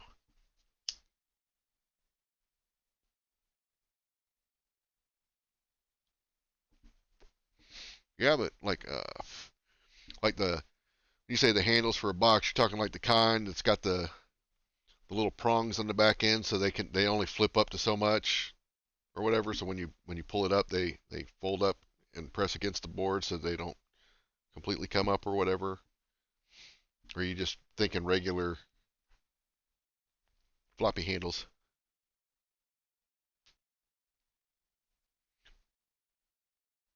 Yeah. So like you're saying with Doug and he can't make tongs. I feel like, well, one, he's got to get out of his own head. Yeah, those are cool handles. One, he's got to get out of his own head. I just realized that you actually have your name in your YouTube now. When did you change that? That's the first time I've really noticed that. But doesn't matter. This is like the things I just don't always pay attention to, and then it's like, oh wait a minute, it actually says Bill Corey now. But my approach to teaching somebody how to make tongs, I've actually had a guy. He didn't walk out on me, but he never came back. So it told me he was not appreciative of that. And then I've done it with another guy who actually did it and came away and said, "Man, that helped me immensely." And all I did was I said, "Take a piece of 3/8 inch material, you know, 30 inches long, and practice the set downs for basic tongs." Because the basic set downs are kind of the same for any tong. The only difference is the amount of material that you're providing for what will end up being the jaws, right?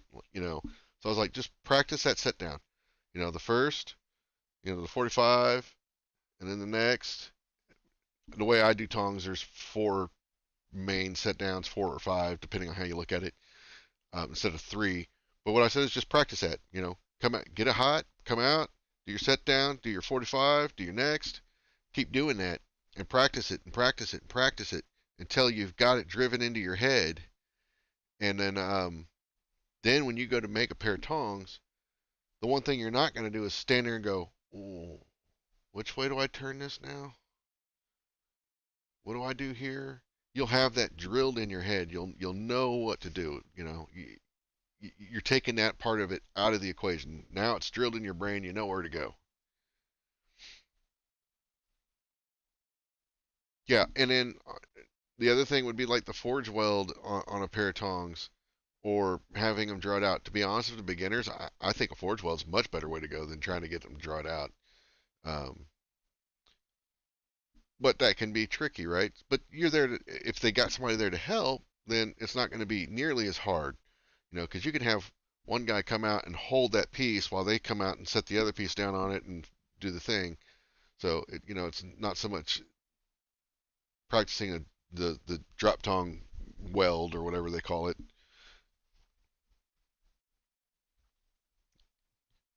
Yeah, I don't know about those hexes on the reins. Yeah, that's kind of that's voodoo. That's voodoo. I stay away from the voodoo.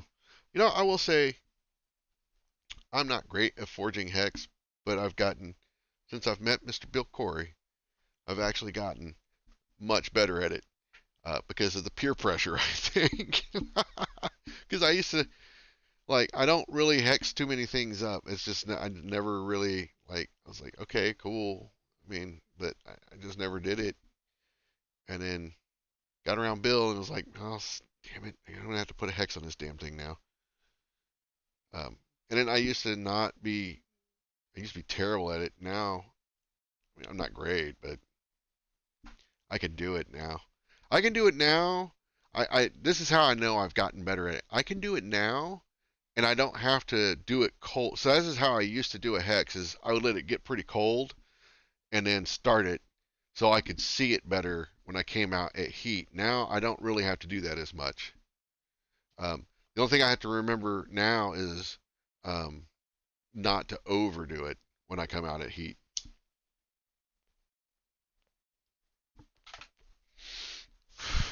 But we made some hammer eye drifts, and this was going to be, they were hammer eye drifts that we were using at Coal Iron Works for Steve King's hammer class. And Paul started putting hexes on his, and I was like, what are you doing? He's like, oh, I'm putting a hex on. I'm like, why?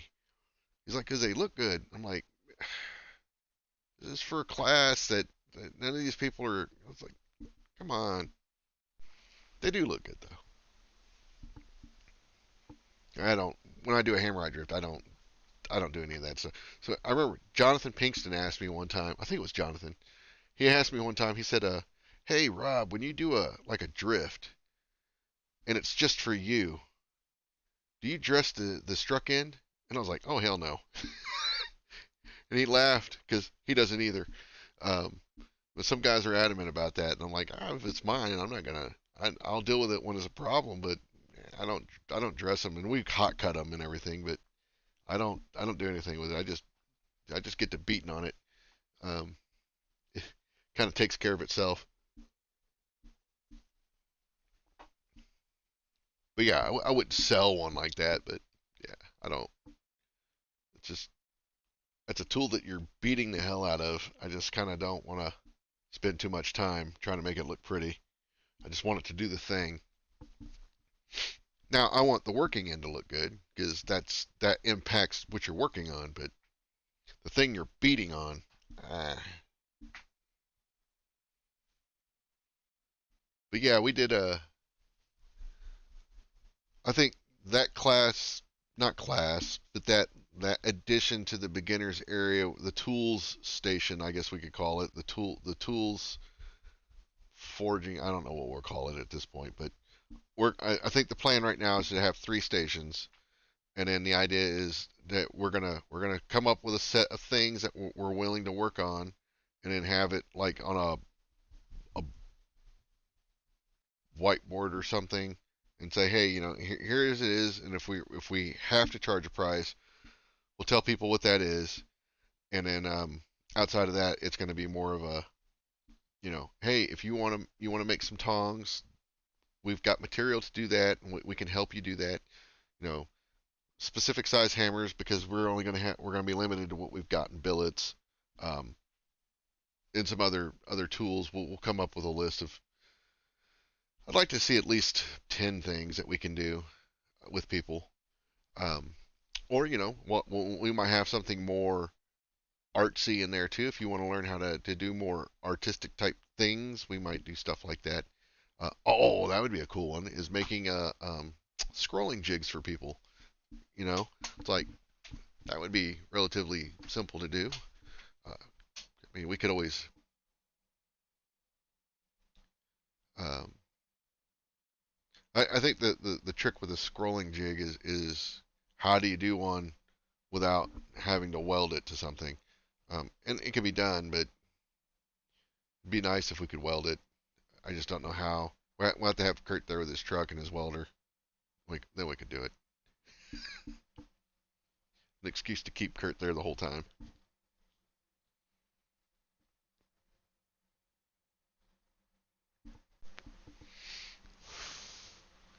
All right, so I'm going to definitely stop drinking that water now. I just looked over and saw what time it was.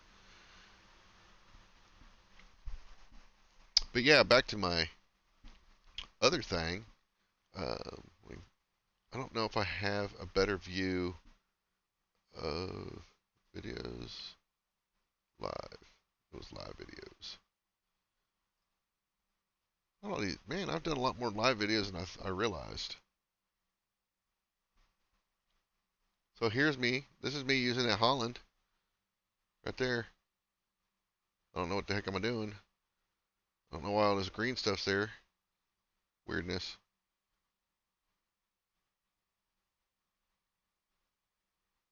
What am I working on here? It looks like a horse head.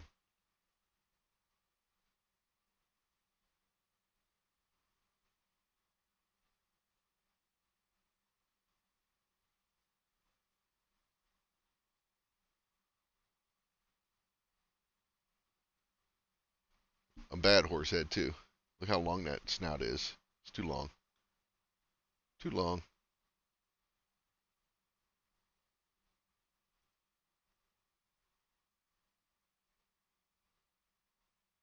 Still working on a horse head, and this is an hour and a half into it. Should not take that long. It doesn't take that long. Um, it's craziness. Madness.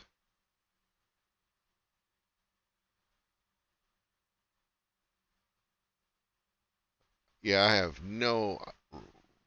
I have nothing for that. Definitely before my time. Have a good night, Bill.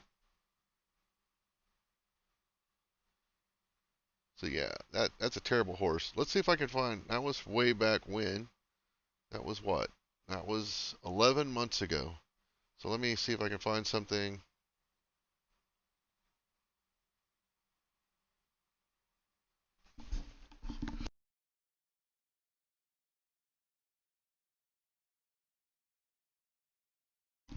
All right, sneeze off the sneezes. Whew. Let me see if I can find another horse head. 11 months ago. Here's one. Here's something from 9 months ago. Again, no idea. Oh, look at all the chat text up here. What are we working on?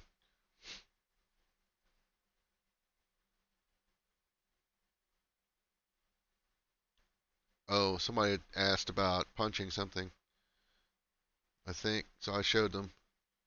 I showed them.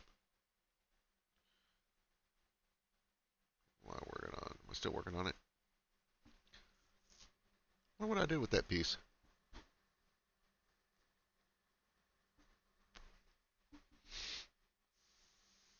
Shovel or a rake?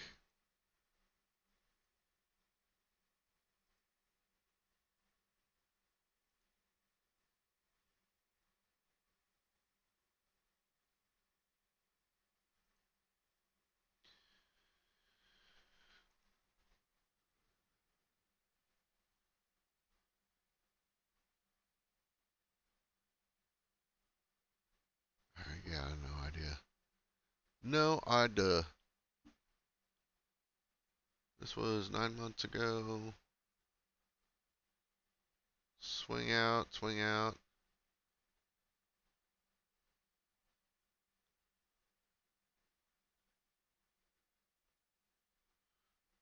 Threatening to forge something a little different. 4 months ago. Only 80 views on this one. It must have been riveting.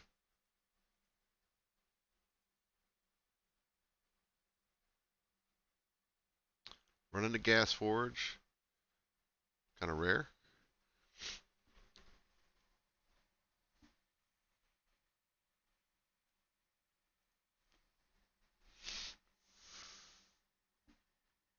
No idea what I'm doing here.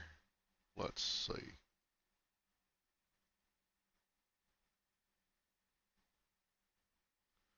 A whole lot of nothing. See, this is the thing with my older streams, that this is something I want to address going forward in the future. Is, I get it's a stream, but I want to negate as much dead time as I can. I think the only time I'm really going to try to engage with people is while I'm heating material up. And outside of that, I'm just going to do the thing. Um, and get stuff done.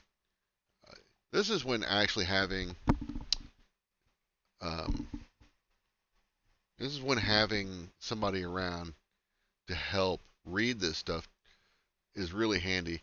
Here is the 15-minute railroad spike challenge, and it's only not even 5 minutes long. So I'm guessing I didn't get to it.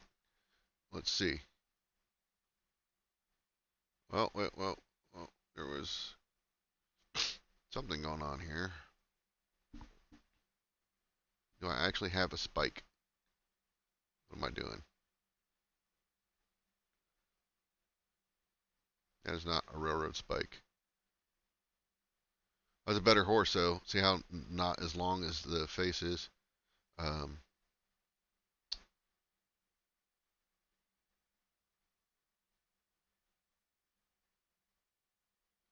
I don't know why it says 15-minute railroad spike challenge and there's no railroad spike. Let me come back.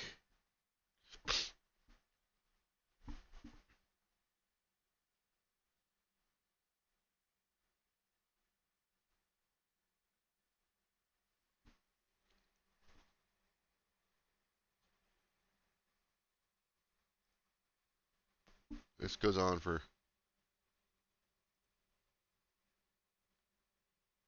3 hours. What? There better be a railroad spike in here. I'm gonna, I'm gonna throw my shoe at this screen. Lying.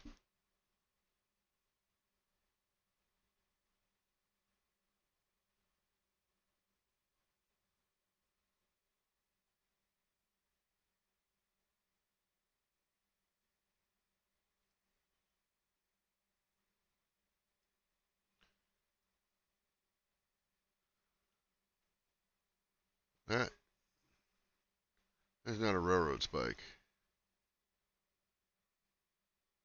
Oh, I was something else. Um, why is it called Railroad Spike Challenge though?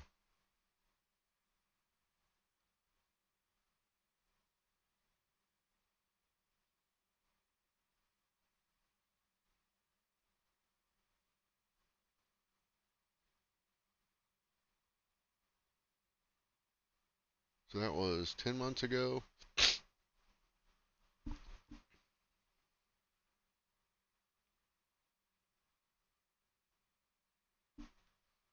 Yeah, I don't know.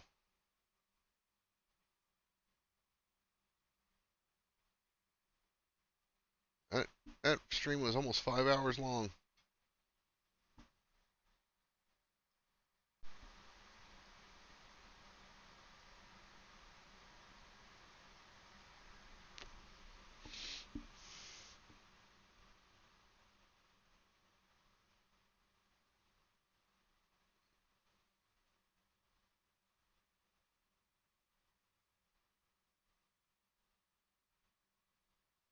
What am I working on here? Is that a railroad spike? Looks like one.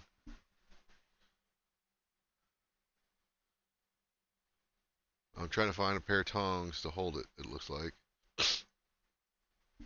I don't remember how I did with this. Playback speed, blah, blah, blah. Speed it up, tuck, tuck, tuck. Hold it, tuck, tuck, tuck. So, oh, I did it there's something there.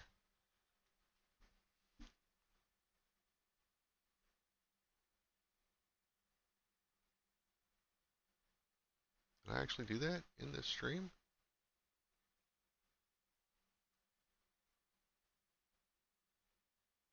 There's nothing in the fire that I can see.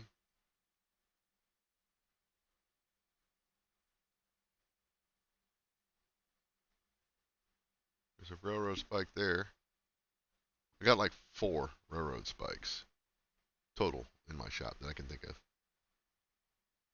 The average has been 14 to 15, so this would be a great win. But they were overall length. Yeah, I'm not a referee. I can see it. Everyone, evening, blah, blah, blah, blah, blah.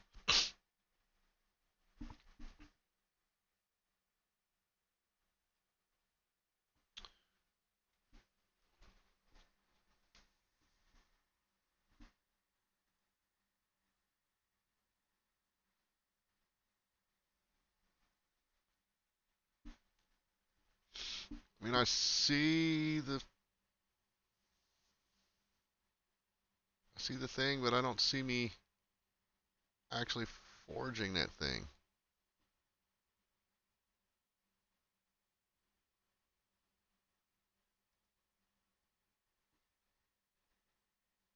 What am I working on here?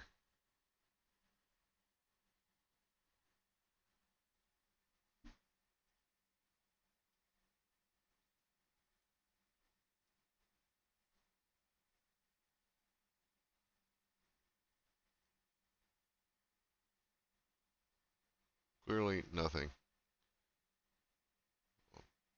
We'll move a little quicker. Get my hammer ready. Using a 4.5 pound hammer here. Whatever I'm doing.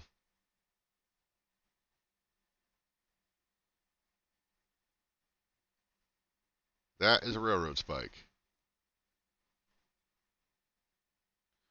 Notice I'm not forging like crazy fast either.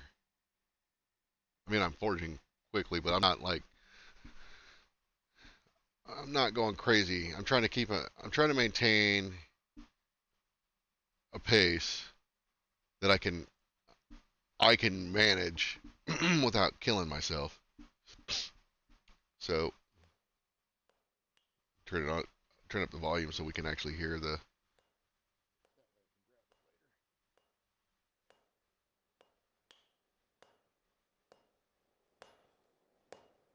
Turn this up a little bit. I'm gonna bar it up too. So I want to hold a taper. I'll taper it towards the end. All right. So what I did is so I can hold that with a different pair of tongs. That right there is an issue I was having earlier too. But I can grab a little bit more of that. So yeah, I forged that down, but the reason I left it where it was at was then when I'm ready to swap it around, I can switch to a different pair of tongs. So Check the mouse nest out. Is there a mouse nest? we go. No, I was surprised at least. There we go. This is where I'm getting limited. But I think I can pull that out.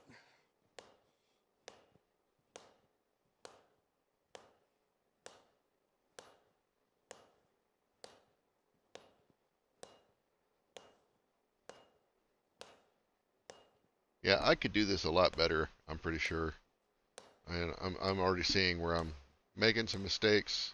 Yeah, there we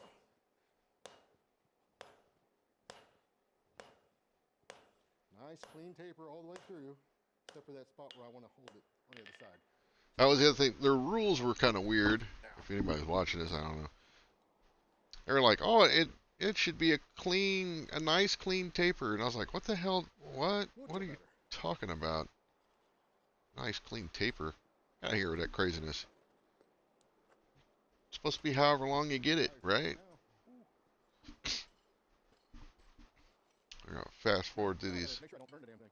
So So I left enough on the end so I could grab it with these 3/16 tongs, which I rarely use these things. I don't like how wide they are, but and I can't get a. I don't think I can get a tong clip on them. No, and I don't have a piece of angle iron or a spare tube clip that's big enough. Okay, good. Now we're talking. But because of that head, So again, I can really only work these two sides. where I'm kind of making a mistake here is I really should have went to this side, to the near side here, instead of trying to break this down, because there's a lot of resistance there. That's really gonna slow you down. Rotate.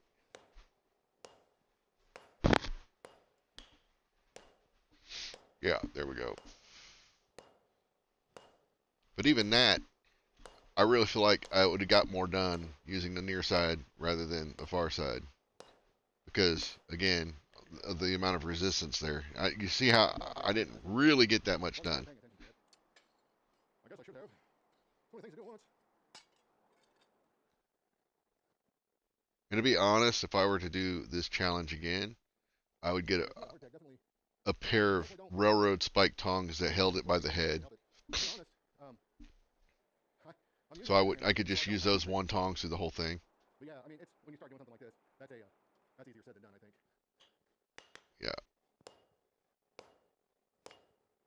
So normally I would prefer to be forging all four sides right now, but I can't really manipulate these tongs that well. I feel like it's actually slower.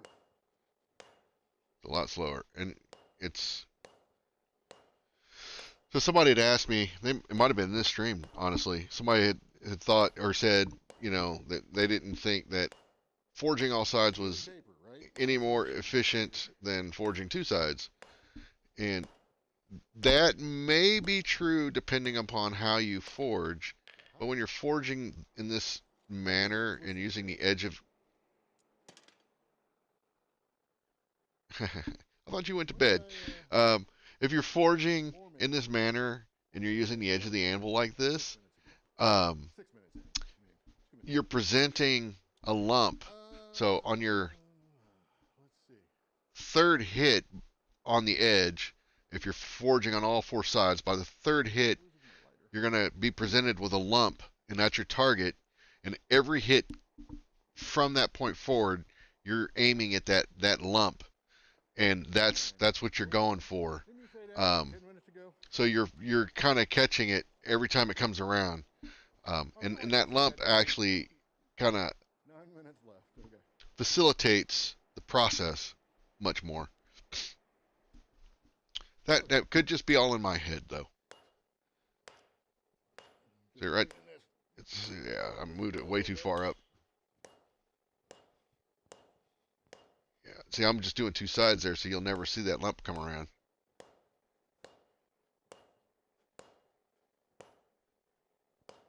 I don't know. I don't even know what the results of this were. I know at the time that I did this, I beat everybody else at that point. And then when I did it, I didn't have a railroad spike. I just had a certain length of 5/8 bar. When I used that bar, I didn't just beat everybody. I smoked everybody. I smoked them, pure smoked them. There was, I mean, yeah. I mean, I drew that out crazy long in the 15 minutes I had. But that was because I didn't have to work around the head of that railroad spike, and I felt like that was a disingenuous attempt, so I didn't do it that way. I think Paul brought me some railroad spikes. I'm talking about here. The tong situation really changes that dynamic quite a bit. Yeah, I'm talking about there. So, I mean, that's huge, right? I mean, I can feel it just on this. Not being, I'm so used to forging all four sides that I can feel it. That, you know, that minor, as minor as that is, I can feel that difference. Like back here, I can move forward, I guess. I didn't think about that. Derp-a-derp.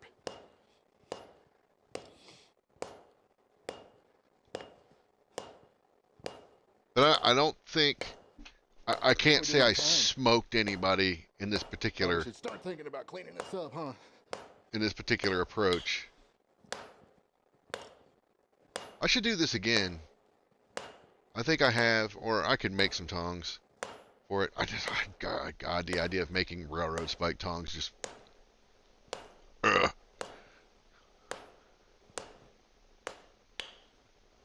Your comment, I saw your comment. I saw your comment. Were you talking about on the video itself? Well, no, there's no comments here, so you wouldn't have... Yeah, I hear you. The thing is if I have railroad spike tongs, then I have to have railroad spikes to forge on, and I don't want railroad spikes to forge on. I got a major complaint. Yeah, that's my problem with them. Is it's like that's the only thing they're really good for. No, I really do enjoy this angle. But I am curious. It's wider than I prefer. There's a couple things I do differently. One, my approach would be different at the anvil. I wouldn't want to be switching tongs in and out as much. The other thing is the whole God, what do you call it? The nice clean taper. I would really want to see other people's entries to determine what they're considering a nice clean taper, because I feel like that was kind of a meh.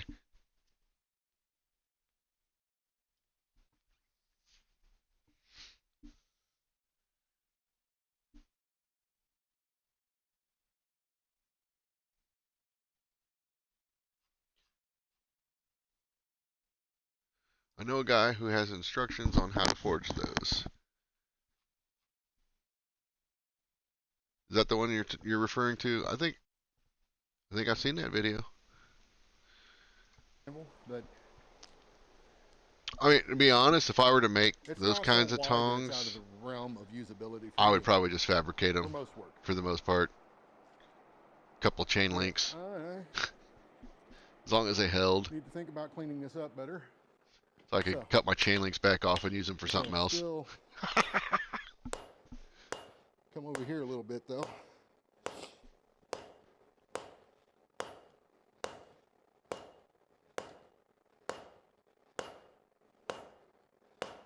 Being way less aggressive right now than I would normally be. Just I'm trying to clean it up, but some of that needed to come down a little bit still for a cleaner taper than what I had.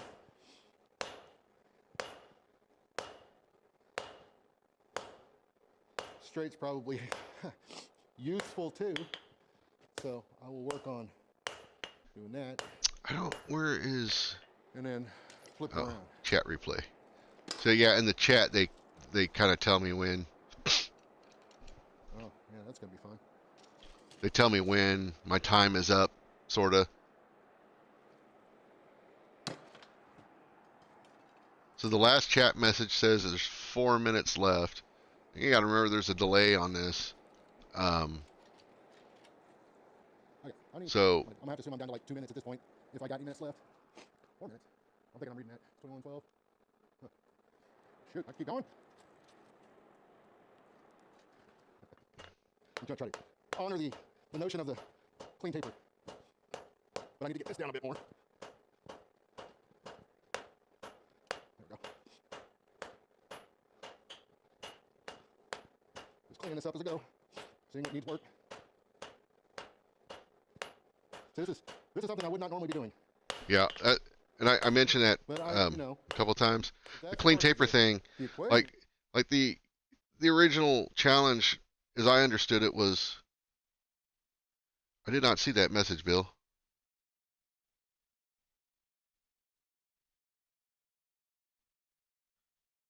A video about the candle holder. I did not see that. Interesting. This restreaming chat thing is not very handy at times. I'll have to go back and look at the actual comments on the video itself.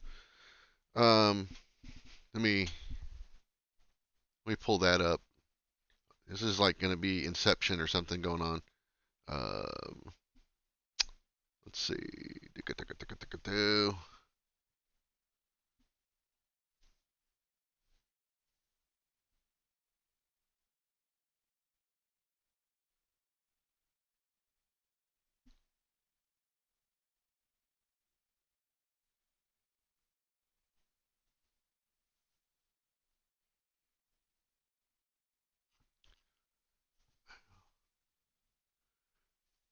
Video you just did on about a candle holder. I didn't see it, man.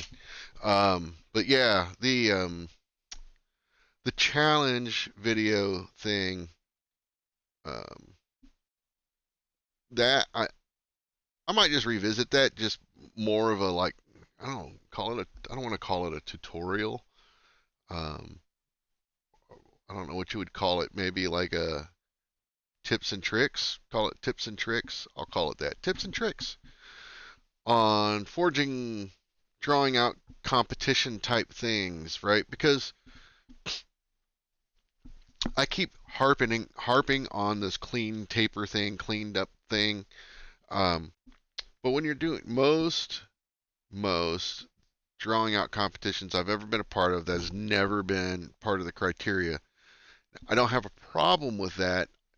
My for the most part, other than I didn't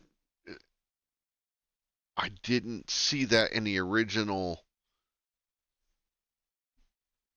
um, challenge rules, if you want to call them that. So if I'm trying to draw something out in a time frame, in a limited time frame, and seeing how far I can pull it out, the last thing I'm going to do is worry about how lumpy bumpy it is. I'm not focused on that. That's not part of the equation for me. However, they said it was, but when I looked at some of the other entries, I kind of felt like I was I almost felt like I was given a handicap because some of those others were not nearly as clean as I would have expected them to be. Um, but regardless, if that's part of the equation, that's cool. However, um, one of the things I would do differently was, and I didn't do a good job there, is I would have a pair of tongs that were more appropriate for the task, because that really hindered me quite a bit, um, for my forging style. Now, if you don't forge like I do, that might not impact you at all, but it definitely impacted me. Um, I would say, yeah, that would be a good tiebreaker. I'm with you on that one. I think that's a good way to say. So this is something I wanted to do as far as a drawing out competition goes, like at the IBA or somewhere. Is I think it's the Jim Poor drawing competition, and he's got like a, I don't know, let's say a 12-inch length of like 8-inch square tube, and then there's a 5/16 hole in it, and then there's a, I forget what the other, I'd have to look the rules up, but there's a flat bar length in it, and you're given like a 5/8 bar and there's something other, it's flat bar, and what you have to do is, depending on which one you picked, you have to be able to pass your piece all the way through that square tube without having to hit it through. It should pass all the way through that piece, and then if you're based off your time. I think they'll give you a certain amount of time. Like if you can't do it in 20 minutes, you're out of here, kid. Um, but and then you're timed. So whatever the time is. So it's not just drawing it out. You have to draw it out to dimension, and it has to be at least at dimension or under in order to fall through the hole, right? And it has to pass all the way through. Therefore, it also has to be relatively straight. Because if you got a bend in it, and I think this is why it uses such a big piece of square bar or square tubing, is because if it's got a little slight bend in it as it goes through, it's not going to make it to that hole. So it's got to be straight or relatively straight in order to make it through the other side, because it's got to pass completely through the square tube, without being knocked through. If you tap it through, it's an automatic uh, disqualification or whatever. Um, so I think that's a cool one. Um,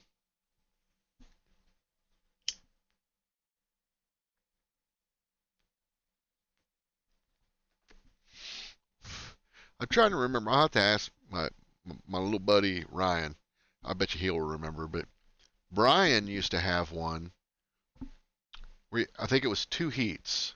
So it was, you take a 3/8 piece of 3/8 round. See how far you can draw it out in a single heat. Then there was a secondary.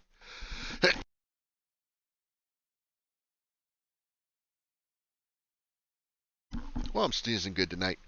Then there's a secondary. There's a second heat, and there was something else that he had you do that I want to say it tested the structural integrity of what you had done previously, but I forget what it was. Anyways, yeah, take it easy. We'll see you Saturday. I think Paul's coming to my place on Friday, and then we're driving over together. We'll probably have to stop and get Corbin, but we'll be there hopefully before 10:30 this time.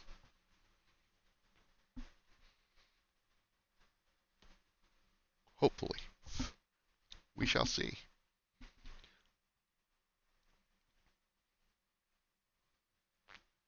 Anyways, I've rambled on long enough myself. I think I'm gonna bail. Uh, this point. Probably Shane's probably the only person left, if there's anybody left. It says there's 4 people watching. 2, 3, 4. Oh, it's counting all streams, and I think the other 2 are just essentially the stream bots. So, anyways, I'll catch y'all later. As soon as I figure out how to, oh yeah, I can move. No, all these different tools now. Stop streaming. You gotta click on the stop streaming button if you wish to stop streaming. I'm gonna end this with my opener. So we're gonna transition to that until I come up with a better video.